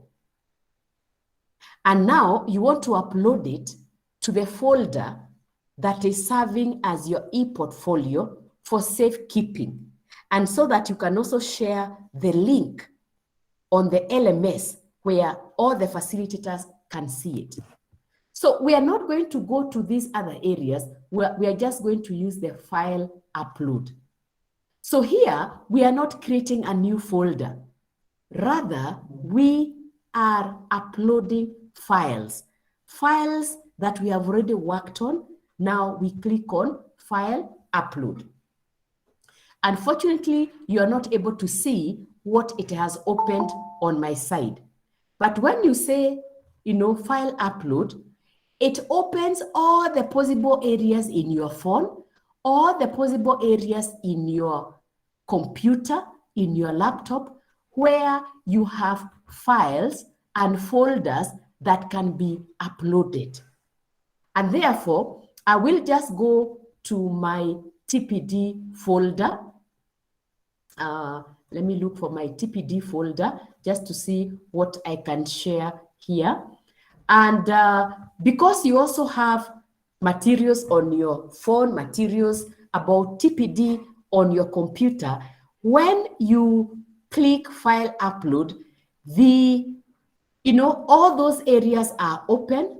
And what I can do is that I can decide to upload something on how to log onto the LMS.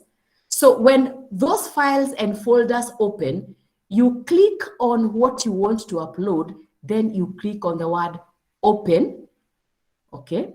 And what happens is that the upload process starts, and you can see the progress at the extreme right here.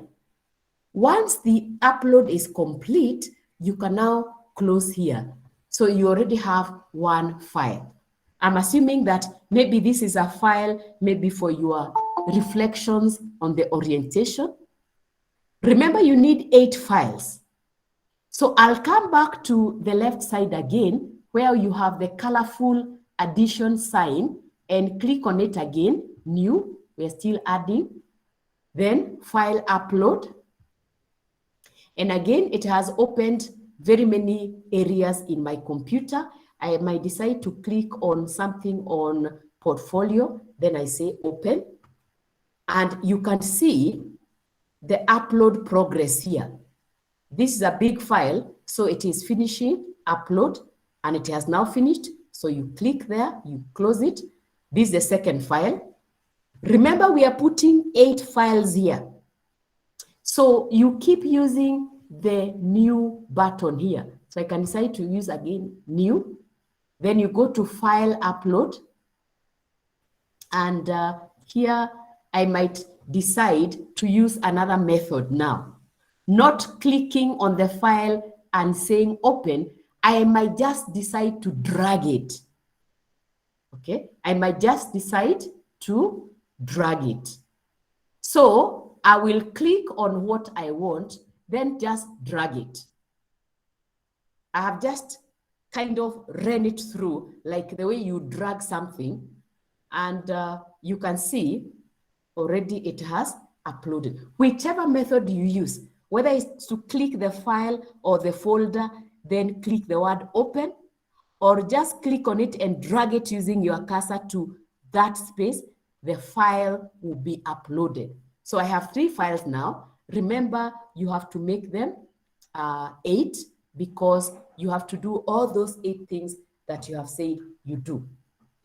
Now, please note, when you have your 8 files here, the orientation reflections, the reflections for the 5 days, the mega reflective journal that is going to come at the end, and the TPD action plan, 8 files, then you need to share this folder, this e-portfolio on the learning management system.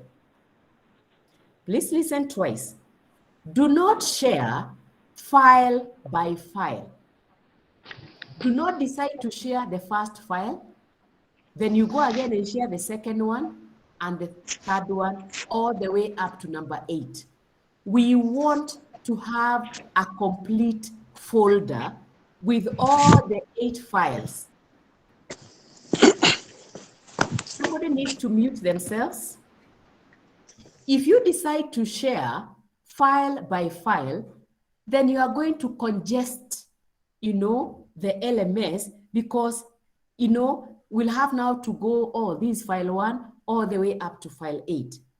But if you send the folder as it is, then I'm going to open it and I can go now to the various files and see what I want to see. Look at the organization, see what files you have placed there.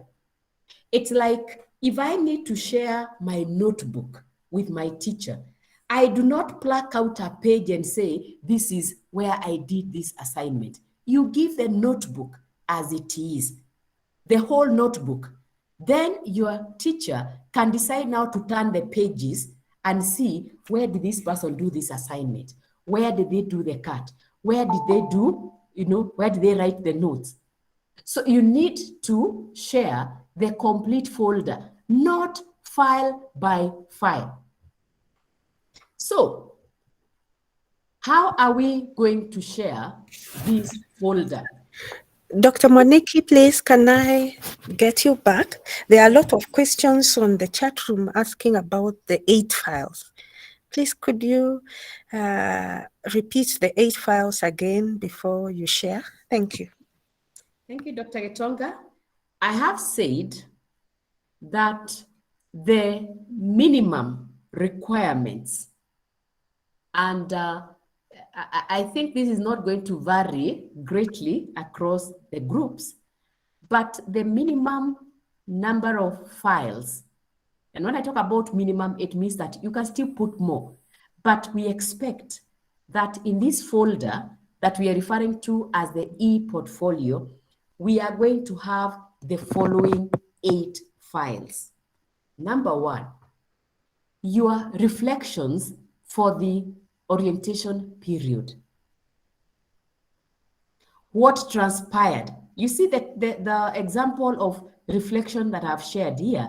You're now going to write a complete reflection like the way I have done it, and then you upload it here. So you'll be discussing what happened during the orientation, who took you through what did you learn, what went well, what could be improved. And I said that we are well aware that there are some of you who did not attend the orientations at that point in time last year. But the trainings that we have been having on Monday, on Wednesday, and today can actually serve as an orientation, because whatever we are taking you through is what we took people through during those 2 days on the 28th and 29th of December last year. So if you did not attend the orientations then, you still have materials to write, because maybe you have attended the training on Monday, Wednesday, and today. So that's the first thing, the reflection on the orientation. This one is going to follow the format I have just shared, because it is not going to be on the learning management system. It is just going to be on your folder, on your e-portfolio. Then we have 5 days on the module. So you're going to have reflections for day 1, reflections for day 2, reflections for day 3, reflections for day 4, and reflection for day 5. Those are 5 files. When you add the one on the orientation, they become 6. Then you're going to have the final reflective journal that is like a mega summary of everything that has happened. It's going to be a repeat of perhaps what you have said in all the others, but it will be like saying, in summary, this is what happened. These are my thoughts. So that's another file. And then finally, file number 8 is going to be the TPD action plan that all of you are writing. So in total, those are the 8 files that we expect to see, at least minimum. If you decide to add other things, that is okay. If you decide, for example, to maybe put or add the, the standards, the proficiency, standards. It's okay. It's for your reference later on. But for us, in terms of the required assessments or, the files, the bare minimum is 8. So I've only put 3 here for purposes of time, and I'm only pretending that this is what perhaps you would put. It doesn't have to be PowerPoint. I'm just picking this from my computer. It can be a Word document. Actually, they are going to be Word documents. You have typed a document in your computer using Word, or you have typed a document on your phone, maybe on Google Docs, and you want now to upload it. But make sure that the 8 files are here. Now, I am assuming that Fadia has now 8 files. Okay, these are only 3, but I'm assuming that she has 8 files that she has uploaded here on her folder, which is acting as the e-portfolio. So how is she going to share this? When you look up here where there is my drive, then the name and the TSC number, there is a drop down arrow that is here. This is what you click on. And when you click on that, it gives you very many options. Open with, new folder, share, and all that. Now, you can use any of these 2 buttons here. You can use share or you can use get link. But I will advise that we use get link because what we want is a link to this folder that is acting as Fadia's e-portfolio, because that link is what we need to go and transfer to the learning management system. So I'm going to say get link, and automatically a link is generated. You can see it here, okay? And what you need to do is to say copy link. Why are we copying this link? Because we want to carry it to the LMS, to the Kusoma platform. So the work of generating the link is automatically done by the system. When you say get link, the system automatically gives you a link. So all you need to do is say copy link. And you can see it is telling you that the link has been copied. So I am now carrying that link. So I'll just say done. And then I very quickly stop sharing this one and go to the learning management system where I want to share that link. And this is the learning management system. Remember, Dr. Getonga has already shown you how to navigate through the LMS.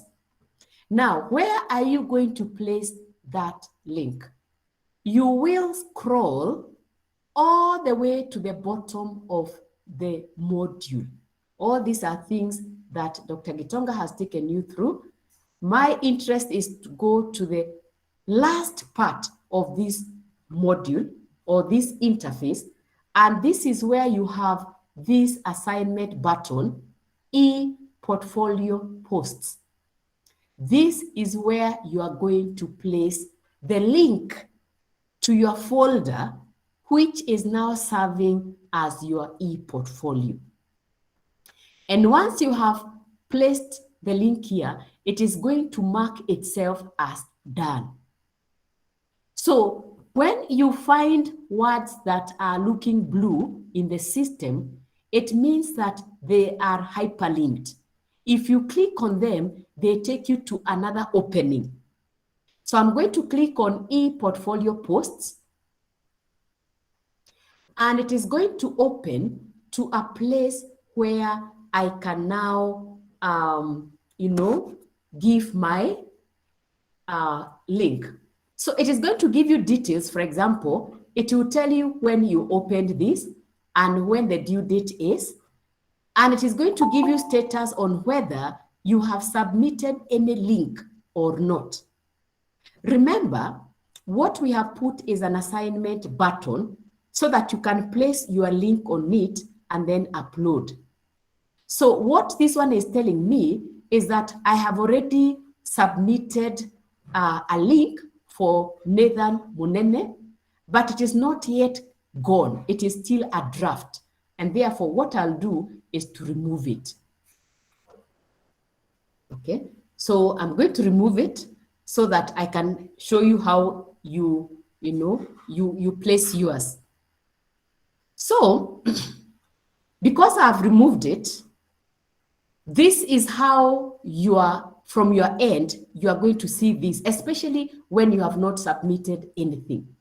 It is going to give you details on, when it opened, when the assignment is due. In this case, this is just for information purposes.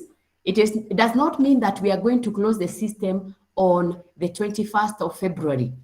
But in case we have set a deadline, when you're supposed to have submitted these links, then the deadline is going to appear here. It is showing you when the assignment is due. And this one tells you that you have not attempted, and therefore the lecturer has not graded. It also gives you the time that is remaining for you to beat the deadline, that is 2 days, 4 hours. But remember, what we need to do is to make a submission. So how do you now submit the link? You will come here and click on the word add submission. So I click on it, and when I click on it, it gives me a place where I can now place the link. And this is where you will place the link. Now, it allows for what we call online text. Teachers, please listen twice here. When I talk about online text, it does not mean that you come here and write, very many things. No. It means that you're supposed to write here directly. You are not uploading a file. What we are requesting you is not to upload a file. So this part, you are not going to use it. What we are requesting you to do is to place the link here. And how are you going to place it? You are going to write your name. Remember, this is Fadia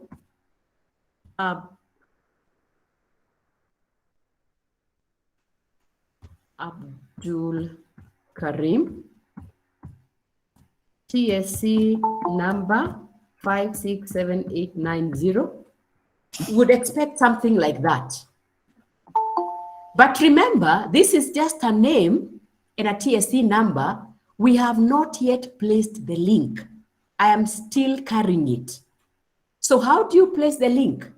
Once you have written your name and TSC number, okay, remember, you can even say this is TPD folder or e-portfolio. Then what you're going to do is to run your cursor through, highlight those names. When you highlight online, it turns blue. If it's not highlighted, it is all black. If you want to highlight or to underline, you put the cursor here and just drag it through the names so it turns blue, and you make sure that everything is picked so it becomes blue. And you'll also realize that these buttons here have now become active. Let me just stop so that you can see how they look like. If the name and the TSC number is not highlighted, these parts here, these icons here for linking are kind of dead. They are faint. You cannot see them. They are not active. But when you underline your name and the TSC number, they come to life. You can see now they are black. You can see them. because they have realized that you want to place a link and they are there to assist you do that. So you're going to click on the first one, which is the one that is for inserting a link. If you use the second one, it is to remove a link. And the other one is maybe not applicable for this purpose. So you pick the first one, which is written, insert or edit a link. And when I say insert, when I click on it, like that, it is going to provide me with another table, with another box where now I can paste the link that I am still carrying. Remember, I copied the link from Fadia's e-portfolio, and I'm carrying it up to now. And it is the one now that I want to paste on this place written link URL. And this is where you place the link. So I'll come here and Control V on my computer, and the link is there. But it's not yet inserted. So you need now to go ahead and click on Insert button. And the link is inserted. If you look at now Fadia and the TSC number and the details she's written here, they now look blue. And when I put the cursor there, you can see that these are not just mere names. They are super names, super details, in the sense that there's a link superimposed on them. If I click on this name as it is, it will take me directly to where the folder is, the e-portfolio. But you see, our work is not yet done, but we have now hyperlinked, and now we come here and say, save changes. Remember, we are not touching this second part here.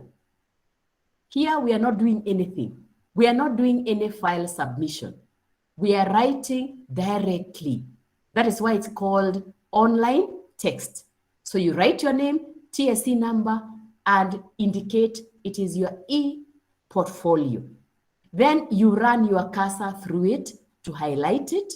Then you click on this button here, and it will give you a place to put the link. Then you insert the link. Then you come here and say, save changes.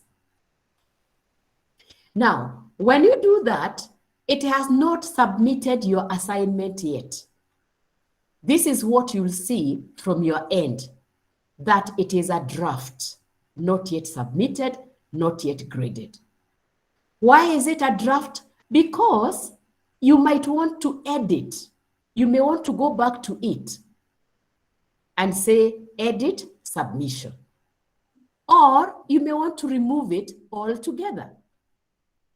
So before you click on this final part here, submit assignment, think about whether there's something you want to do in terms of editing. Because once the assignment is submitted, you will not be able to make any changes. And that is why the system is very friendly to you. It first wants you to be 100% sure that you want to submit this assignment. So if I were you, if, for example, I still have some days left, I would let this stay there for now and sleep on it. Think through the night. Did I put everything that was needed? If you did not, then you can still say edit submission. If you click on edit submission, it will take you back to, where that place where you wrote these names, and you may now want to maybe add more files. You can even decide to remove it and go back to the drawing board, maybe add some more materials, then share the link. So this one gives you a second chance because you have not yet submitted. Now, listen twice again here. If you do not click on submit assignment and you forget, it means that your facilitator will be able to see that there's a draft that was submitted, but it's not an assignment. It's not, they're not able to grade it because it is not an assignment. It is just a draft. So you need to follow through and click on the word submit assignment for it to go through. So the system is still going to ask you a question. Are you sure? So that if you are not sure, then you can say cancel. But if you are very sure that you have done what is required and you want to submit it, then you say continue. And it is now going to tell you that your work is submitted for grading. So the status now is going to change from draft to submitted for grading. Once your facilitator has clicked on this and they have graded, you'll be able to see your grade. And that is how you pick a link, place it through hyperlinking, and submit it as an assignment for your facilitator to see. So if I was marking this, I'll just click on this. If I click on it like that, Dr. Gitonga, is it visible?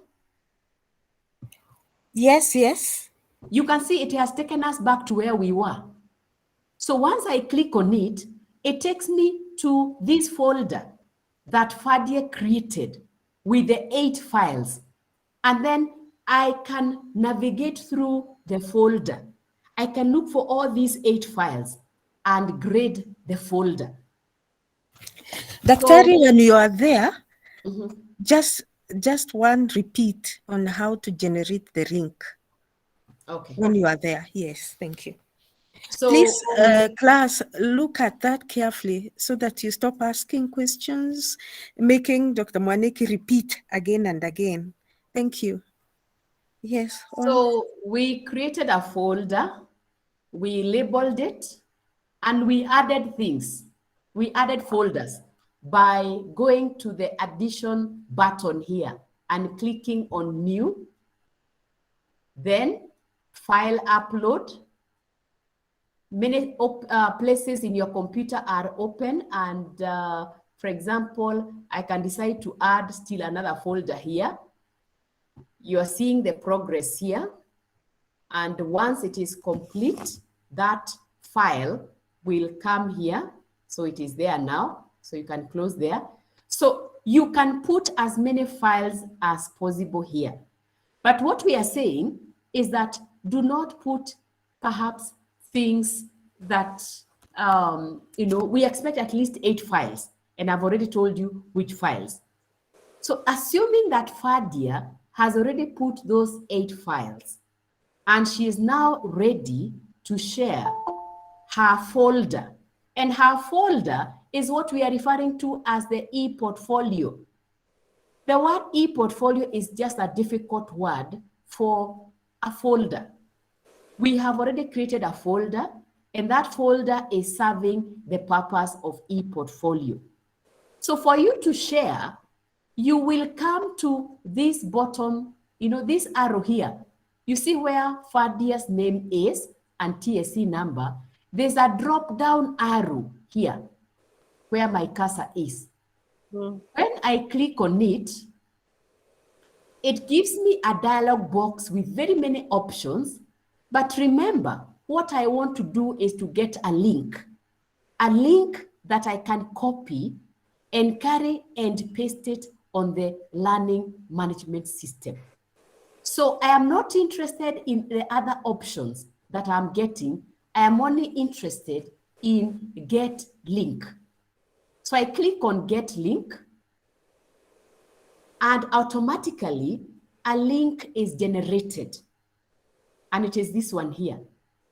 And the only thing I need to say here is copy link, because I want to copy this link, then go to the learning management system and place it there.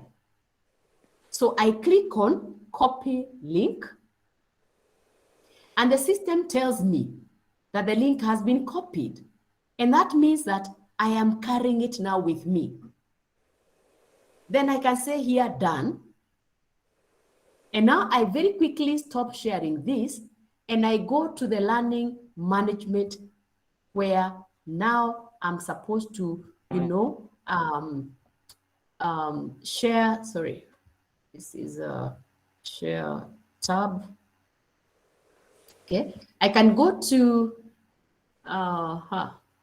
okay, there's a problem somewhere. Let me very quickly open my, I think I closed my LMS, just very quickly, open it, it's open now. So I very quickly now go to the learning management system and follow the steps that we have shown you. Sorry, I'll go back to TPD. Remember, we keep telling you that if you stay for a long time or if you close it, then you'll have to, it logs you out. So I got logged out, so I have to open the course again. And the course is there. Let me see whether I'm a lecturer or, okay, I'm still a student. So you scroll down, we said you scroll down up to the end where you have this button here, e-portfolio post. Now, please note, when I had not posted the link, it had a blue tag here, like this one, mark as done. And now because I have already submitted my assignment, it is even telling me done. So the system has recognized that I have already submitted my assignment. So if you have not, then you click on this. And when it opens, again, you follow the steps we have followed. Now, I will have to go back and now make myself a lecturer to be able to remove this assignment because it is already here. So you follow the same steps that we have given. You write your name, then you highlight, then you place the link and save the changes. So because this one is already done, I will have to return to my normal role of a facilitator to be able to view the submissions and remove it. Maybe for purposes of doing it one more time, allow me to. And here I am. Okay, I have submitted something for grading, remember? And what have I submitted? FADIA, this is a file. This is what your facilitators will see. So I have submitted this file with this TSC number. This is the e-portfolio for FADIA. And I'll come here and give a grade. If I think she deserves an 8, I'll put it there. And then she'll be able to see that grade. But now I want to do away with this and maybe do it one more time. So I will remove it just for purposes of our interactions. And once I remove it, now I can very quickly make myself a student and pretend that I'm submitting. So I make myself a student. Don't worry, you'll not be required to do what we are doing. It's just that, so I can remove this submission. Great. I can confirm that I'm removing it so that we can do it one more time. So I have removed FADIA's submission so that I can show you how to place the link a second time. Remember, this is the way from your end you are going to see. There is nothing you have submitted. There is no attempt. 2 days are remaining, but you need to add a submission. It is telling you that you have not made a submission yet. So I'm going to click on add submission. I click on it. And what will happen is that it opens the same box that we saw the last time. And what you need to put here is the link. But we are not going to put this link like that. No, we will not place it like that. What we need to do is to give it a name. And that's why I can decide, for example, to call it David Gichomo. David, I'm sorry, allow me to, I think I'm using all my master students here. So TSC number, maybe 1, 2, 3, 4, 5, 6. And e-portfolio. So again, we said you give it a sensible number. You write your TSC number. You write details that even when you look at it at a glance, we can be able to tell the name and the TSC number. Then you need now, remember I am still carrying the link. As long as you have not pasted it anywhere or copied anything else along the way, you are still carrying it. But if you copy something else along the way, then it gets lost. But I have not copied anything along the way. So I still have the link. So we said you come here and highlight, you run the cursor through, and you make sure that everything is picked like that. And then you use the first button here, icon, for linking. When you click on it, it will show you either insert or edit link. So you click on it, and it opens now a place where you can place the link that you copied. So this is the place here. So you Control V and you place the link there. Then you come down here where there's the word insert and you click on insert. And automatically now you realize that the names are and the details are not black anymore, they are blue. Because they are not just mere words and names anymore, they are super words, super numbers, because there is a link that has been superimposed on them. So when I click on it like this, you can see, there's a link. But you are not yet done. Now you need to submit. And I said, forget this part here. There's nothing you are submitting in terms of a file, but you need to come here and say, save changes. If you leave it like that and you do not proceed, then you have not done your work. So you come here and say, save changes. And as I said, the system is very friendly. It does not just send the assignment. It wants to know whether you are sure. So it is going to leave it as a draft until you become very sure and say, submit assignment. So for now, it is a draft because you can decide to remove it and put another one. You can decide to even edit it. So if I click on the edit submission, it will, okay, let's just do that and see. If I say edit submission, it takes me back here. And I might decide now to remove the link. I might decide to remove the link like I have done. So at that point in time, because it has not yet gone as an assignment, you can still edit it. But because I don't want to edit, I am satisfied, I want to link, and I have already placed it here and said insert. I can now decide that now this is good to go, save the changes. Remember, it will still come as a draft even a second time, but because I'm now very sure I have edited it, I can now say submit assignment. And the system is still very friendly. It will ask you, are you sure? Then you can say continue. Okay, and after you've done that, now the status changes. It is not a draft anymore. It is now submitted for grading. I've not graded it, so it is not graded.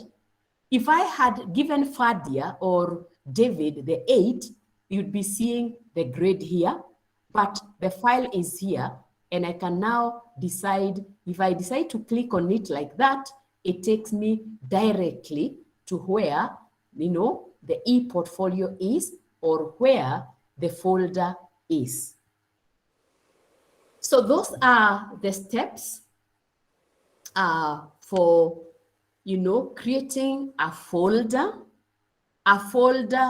on the drive, the folder that is going to act as your e-portfolio, uploading the files, and we said a minimum of 8, and then you generate a link. I mean, you get the link, and you saw where we tapped to get the link, which we copied, and then we took to the learning management system. You scroll all the way down to where you have the e-portfolio post, click on it, and follow the steps as we have given. I think with that, I am done. If there are any more questions, I could still answer them. Over to you, Dr. Getonga. Thank you very much. Thank you very much, Dr. Mwaniki. I think it is clear now. I can see on the chat room members saying it is clear, and it is well understood. And the only question, I've tried as much as possible to respond to questions in the chat room. The only question which they were asking, which I wanted us to discuss, all of us on here, is the question of the reflection. And some of them are saying during the face-to-face, in quotes, during the virtual classes, we did only 4 days. So where is the 5th day coming from? Maybe so that they respond to it in the reflection. Could you say something about the 5th day, Dr. Ali? Okay. So thank you, Dr. Getonga. Now, I know there's some confusion surrounding those days, and that is why, and this may look confusing, but remember, teachers, what we are telling you is that whatever you will do here is not something that will make anyone fail. So what we are doing is, when I talk about the 5 days, you follow the content. What we did is that on the 4th day, we combined the content for day 4 and for day 5. But on the LMS, we have provisions for reflections for day 4 and even a separate one for day 5. So when you are writing your reflections, never mind whether day 4 and 5 were combined. Just write your reflections based on the content that is on the module for day 4 and the one that is there for day 5. Because it is expected that those reflections are for separate days. And even when you look at the LMS, we have placed them separately. Because now the other option would be for us to go to the learning management system and compress day 4 and day 5 to be day 1. And the reason why we may not want to do that for now is because the next group of teachers who will come for TPD, let's say in April, may want to find that module as it is, and their days may not follow exactly what we did. So for purposes of maybe uniformity later on, I think it will be important to leave that module as it is on the LMS, but because you know the content that is for day 4 and the content that is for day 5, then you take the reflection there, so that we end up having 5 reflections on the LMS and an extra one for the orientation. Remember, we would also want to have feedback for what we are training, because this is now like the orientation for those who may not have come for the orientation. And that's why we are saying that the orientation also needs to have a kind of a reflection. And what are reflections for? We are also learning. TPD is new for everyone, including us. Nobody has trained in TPD again. And therefore, what we see in those reflections, especially in the part on what went well, suggestions for improvement, is going to feed back to our practice. It's going to make us become better. And maybe that's why we are asking for those reflections, so that we kind of also get to understand what you've gone through. So I don't know whether that is clear now. I think it is clear, Doc. Maybe, do we have deadlines? Teachers are asking about deadlines. Do we have deadlines to posting the portfolio, the reflections, by when? Okay. Now,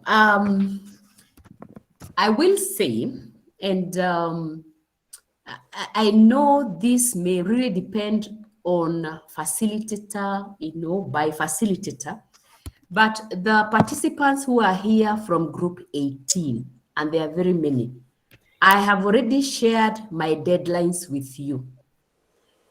And I have given up to 28th of March as the time when everything should be in. I did not want to say that by this week you need to have presented this.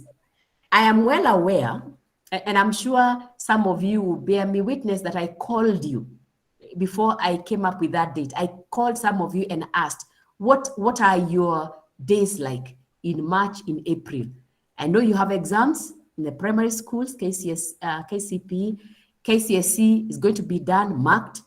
And with that in mind, we arrived at an amicable kind of a way where we said we are not going to give times and say by this time this should be done. Let's just give a deadline and say by the end of March you need to have done this, so that also whatever you are doing does not spill over to the next session.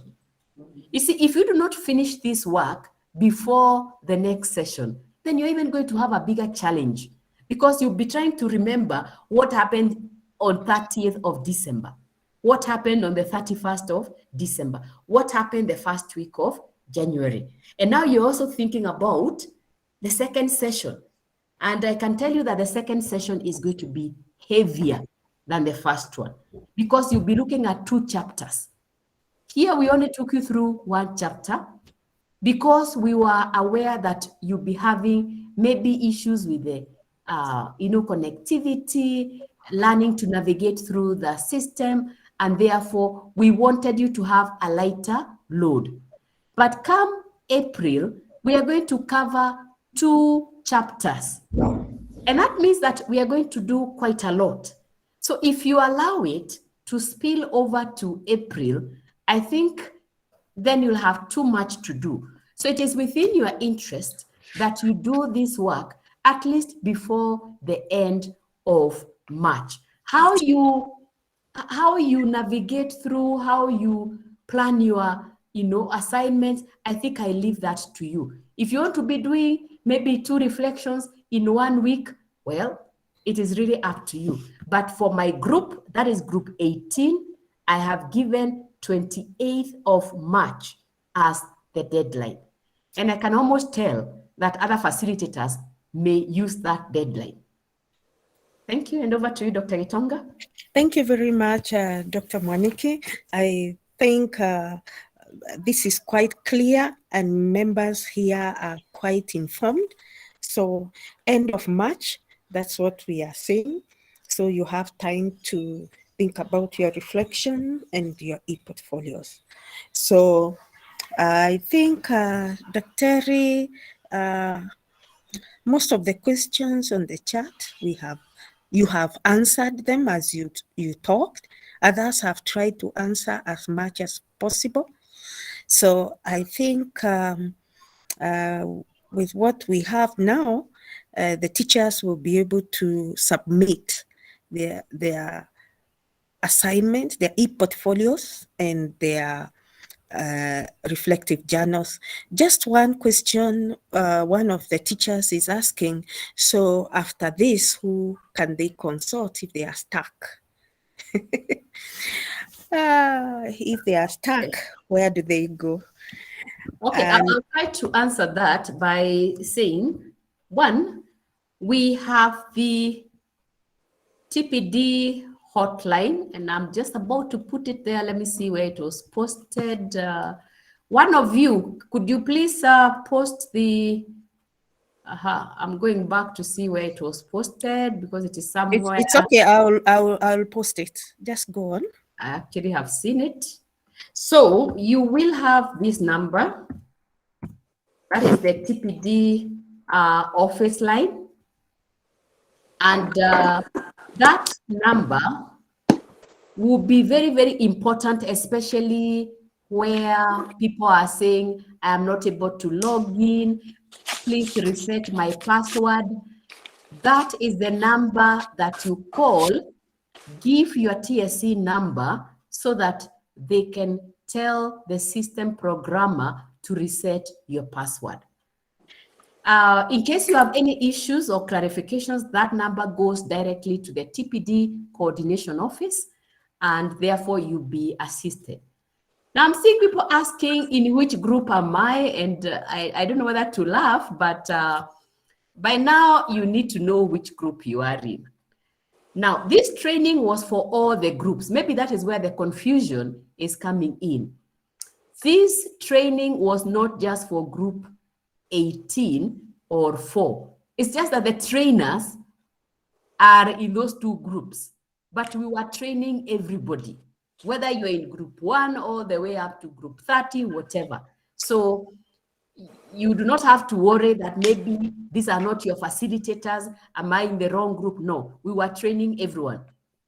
And if you do not know your group by now, then please call that number. They will tell you your group and maybe link you up with the facilitator so that you can be in the WhatsApp group. Now, one thing I may need to add, Dr. Gitonga, and maybe you can add weight to this, is that when you are creating the e-portfolio, please use your personal email account. Do not use KU email account. Do not use institutional email accounts. Reason being that there are times if you use the KU email account or institutional accounts or email accounts, it is not easy to share. So I'll be, anytime I want to mark your work or to look through your folder, I cannot have access. So I'll be, you'll be told give access. So use your personal emails. And I'll give you an example. If I used my KU email the way I am using, and I wanted to share a document with you, you will not see it because documents cannot be shared outside Kenyatta University. That is the setting in the emails. That is the setting even in the portfolios. I cannot share a document with somebody who is not from Kenyatta University. The system just refuses.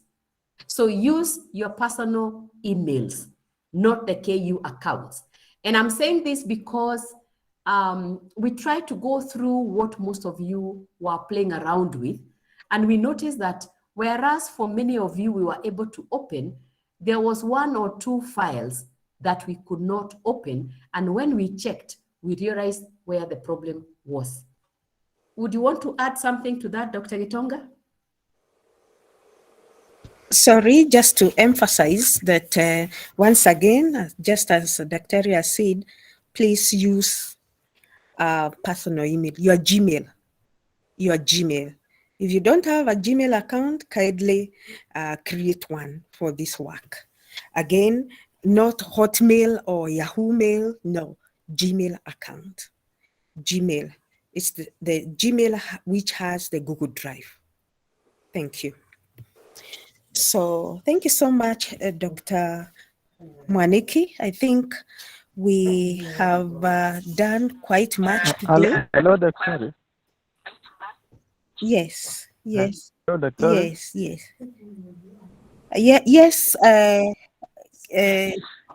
Now, Doctor, I happen to be. Yes. I happen to be a student at KU right now, and I have a corporate email. Can I also use We that? are encouraging that you use your personal email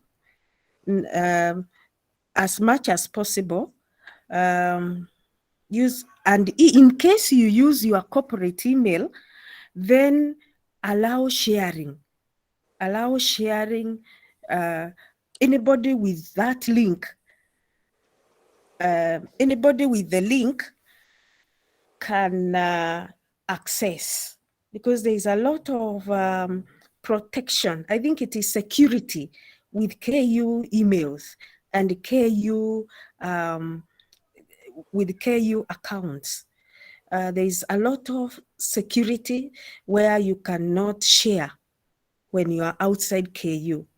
So if you are inside KU, then as you share, there is a button. I don't know whether to go there, Dr. Mwaniki. Maybe you can just go. Okay. It means I'll have to open my KU email. That will take some few, okay. Okay. Let me Because try. I'm not using my own laptop. Okay. I have it here. Okay.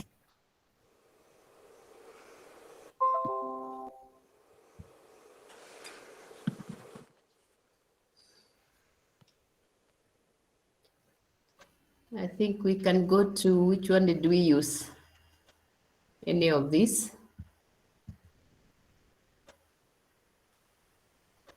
Then you can share. You will have to go to the button down there, get link, where you say copy link. Can you see it is restricted? So you'll have to click the button restricted and click Kenyatta University. Kenyatta University means anyone in Kenyatta University with this link can view your work. Can you see that? So if you use KU Gmail, you must go one extra step. And the extra step is where you just go to get link. Let's go back again, Dr. Yeah, just go back again. You are sharing, you click share. And then you go to the button get link. And then get link, there is a button there. Just go Kenyatta University, just where Kenyatta University is there. It is by default restricted. So you'll have to share it with anybody within Kenyatta University by clicking the button Kenyatta University. That's some extra work that you have to do if you are using KU email. And that's why we were trying to say, to make your work easier, then you can use your Gmail, because you don't have to get to the button get link. Thank you. Thank you. So I hope it's clear. I hope it's clear now. So thank you so much for coming and being here for almost 2 hours plus. And I believe we have captured something, and we will go and work on our e-portfolios and also reflective journals. And I would just request one of us to close for us this session with a word of prayer. Sorry, Doctor, can I say something before we close? Yes, please. All right. Oh, thank you. I just wanted to inquire something on the forum, discussion forum. Yes. Like, how often should one go into that discussion forum? Like I saw, like the way Doctor was presenting earlier on, it was like it's a continuous thing. That one needs to be going there, discuss or what, and what are the consequences of not discussing. Well, if I do my e-portfolio and I submit my work and I keep off the LMS till next class, what are the consequences? Thank you very much for that question. As you have said, the forums are asynchronous. Asynchronous too is a tool where you are free to go there when others are not there. It means you can go there and do your discussion.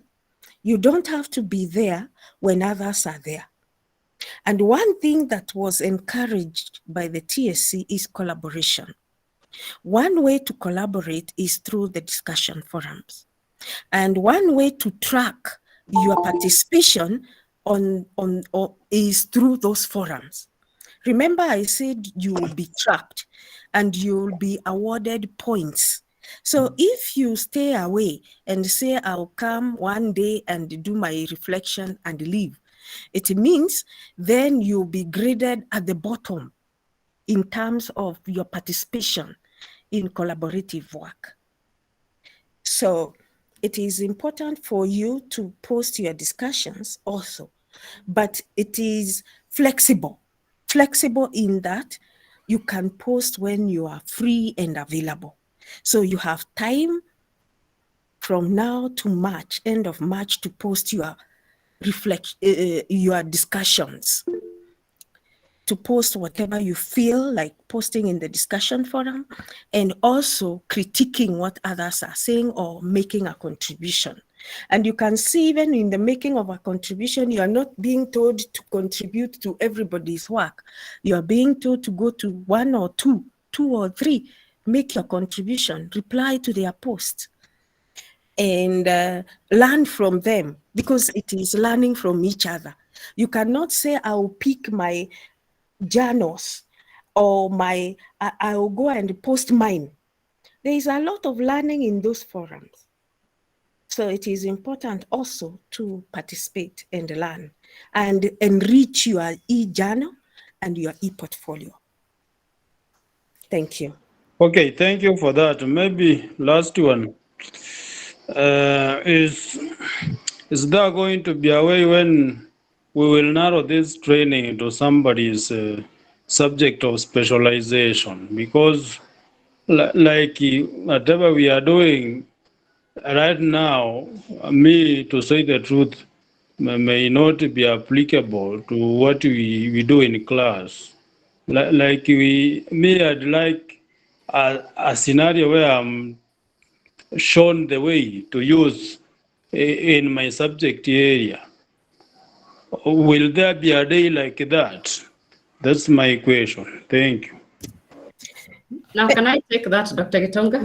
Yes. Thank you very much. And I think those are valid concerns. I will start maybe by perhaps just reiterating what Dr. Gitonga is saying, that we are not in any way expecting you to be on the learning management system so much like maybe our regular students. We're just saying that once in a while, your facilitators may throw a question, or you may want to go and share something that perhaps you are able to kind of relate with what was trained, and perhaps just say something. So once in a while, just get there and maybe say something. We are not like wanting you to be there for let's say an hour, or no, it's just briefly. Actually, you are, you know, it's not like we are treating you like the regular students who are supposed to be there a lot. Yours should not be so much. Now, as to whether what we are going through is relevant or not, I think what I would like to say, and I hope I can be, as I'm looking for the words, you see, I do not think that what we have gone through, right from orientation all the way to day 1, day 2, and day 5 content, that as a teacher, if you really searched yourself, I do not think that you can say that what you're doing is not relevant. Unless maybe you did not attend the sessions well, you did not contextualize them. And I'll give you an example. When we talk about, for example, the teacher professional development, yes, we are saying this is, you know, by TSC, but I'm sure in day 1, you saw how it is possible to have your own TPDs at the local level. How you can even find out the gaps that are there in your practice as teachers, and fill those gaps either through seminars, through calling experts, you know, through mentorships. Then you even have a TPD action plan that is based on the Kenya Professional Teaching Standards. We went through the standards, and those standards tell you where we need to be as teachers. Ideally, a Kenyan teacher is supposed to 1, 2, 3, 4, know how to communicate, know how to use ICT. So I don't know now how one can say that that is not relevant to what they are doing if the standards are telling you very clearly what type of a teacher you ought to be. Unless, as I've said, you are not contextualizing it to your practice. Thank you, Doctor. If you allow me to respond, think you got me wrong. Me, in my group, I even told my facilitator that we have, me, I teach French, and we have had those forum with the organized trainings, like every term we do. Even we have a center at KU called the CFTD, Center for Teaching French and Documentation. We have been doing that. Application of ICT we've done. Everything. We like, we know how to make material to use. And now my point was, I was really hoping this TPD could come in and narrow down to somebody's area of specialization that one may find it even easier as we navigate on in this profession. So don't say I'm saying it is irrelevant. I was just pointing out if there could be maybe a day that is coming when they will now say, we will now say, let's go this direction, everybody to their trade. No, not a general thing the way we are doing right now. So thank you. I hope you didn't misquote me. I'm sorry. No, Huntington. We are just having an honest discussion, and because this is just the first chapter, by the time we are done with the introductory module, I'm sure you'll have found something that perhaps will address your concerns. Remember, I've said in April we have chapter 2 and 3. Now, chapter 2 and 3 is about CBC, and maybe now that is where now you'll get your concerns addressed. Chapter 3 is about inclusivity in learning. So how do you ensure that all learners are catered for, even as you teach your French? So the introductory chapter was a bit general, and that is why perhaps you may feel like it is not contextualized to your area. But I think as we go along, you will be able to relate it quite well to your practice. Thank you, Doctor. All right. I think we now bring it to a close, and I'm seeing somebody calling us Dr. Njoroge. Please note that the trainers were Dr. Rhoda Gitonga and Dr. Elizabeth Mwaniki. We did not have a Dr. Njoroge here. I'm just trying to flip through, but I think so far so good. So Dr. Gitonga, we have one. Dr. Good evening. Yes, Jeff, and really we are closing. Yes. I've just a question, 1 minute, please. Yes. I'm asking this question. Is it possible that we can create a portfolio through the our mobile phones? Yes, of course. Yes, you can. Thank you, Dr. Of course. Hello. Now, Jacinta Mwehaki. Yeah. Jacinta Mwehaki, I'm muting you and you are unmuting yourself. The music Yes. is... Yeah, I'm there. I'm responding to that question. Yes. And I'm saying, yes, you can use your phone. Yes, actually, please mute yourself now. Thank you. Thank you. So it is possible, and like if I was to use my experience with Group 18, I see members helping each other. I see somebody saying, oh, if that is not there, download, do this. So I think let us just put it that this is a Harambe thing. You cannot do it on your own. So where we are stuck, let's also ask within our groups. I think these things are doable, and we are there to support each other as we walk this journey. Thank you, I was about Dr. to tell Dr. Gitonga that, yeah, thank you. We have one facilitator in the house. Maybe he could greet us. Let me see whether he has left. We had Dr. Nyaga. Yeah, Daktari, I'm in. Yes, say hi to the teachers. Hi, teachers, hi, colleagues. Hi, Hi, It's a pleasure to meet you again. And we are happy that you are learning. Don't get stranded. Ask questions so that you can, you may not stall in the process. I really feel very nice that I have received a number of assignments, but they are in the state that Dr. Mwaneki was talking about. So I believe from today, we are going to even inform others, tell them how it is done so that we do it the best way possible. Thank you so much. Good night. And thank you, Dr. Gitonga, for the opportunity. Thank you, Dr. Nyaga. That's one of the facilitators.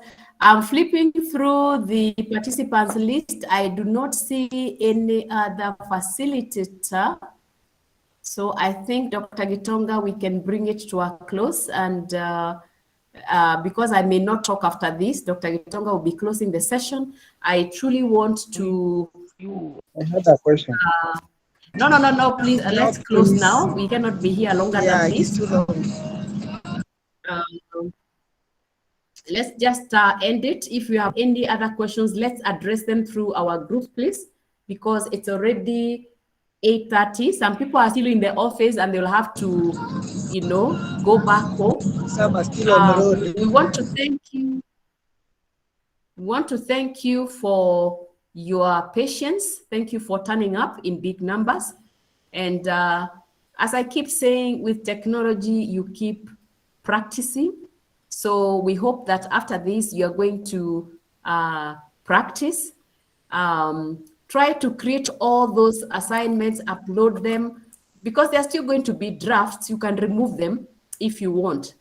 It is in practice and practice that we make perfect. Thank you very much and have a pleasant weekend ahead. Over to you, Dr. Gitonga. Thank you very much, Dr. Monique. Just one of us will lead us with a word of prayer, please. Let us pray. Then we can. Thank you. Father, in the mighty name of Jesus, we want to thank you this beautiful evening. You've been a faithful God, Lord. You began with us, and now we have come to an end of our discussions. Whatever that you have learned, my Father, may you be able to grant us that we may be able to remember for the betterment of the future generation of the CBBD in Kenya. We bless you. We want to thank you for our facilitators. We thank you for all the teachers in Kenya that have participated, that Father, you are going to remind us to continue practicing it practically, what you have learned. We bless you and we worship you, even as we go back to our various departments and go back at home. Be with us and guide us in each and everything. Protect us from the evil one. That even as we come to the closure of this particular meeting, be with us and continue guiding us and directing us so that we may embrace this ICT in positivity. In Jesus' mighty name do I pray and believe. Amen. Amen. Thank you so much. Amen. Be blessed. Bye. Have a great Be blessed. time. Bye. Yeah. Amen.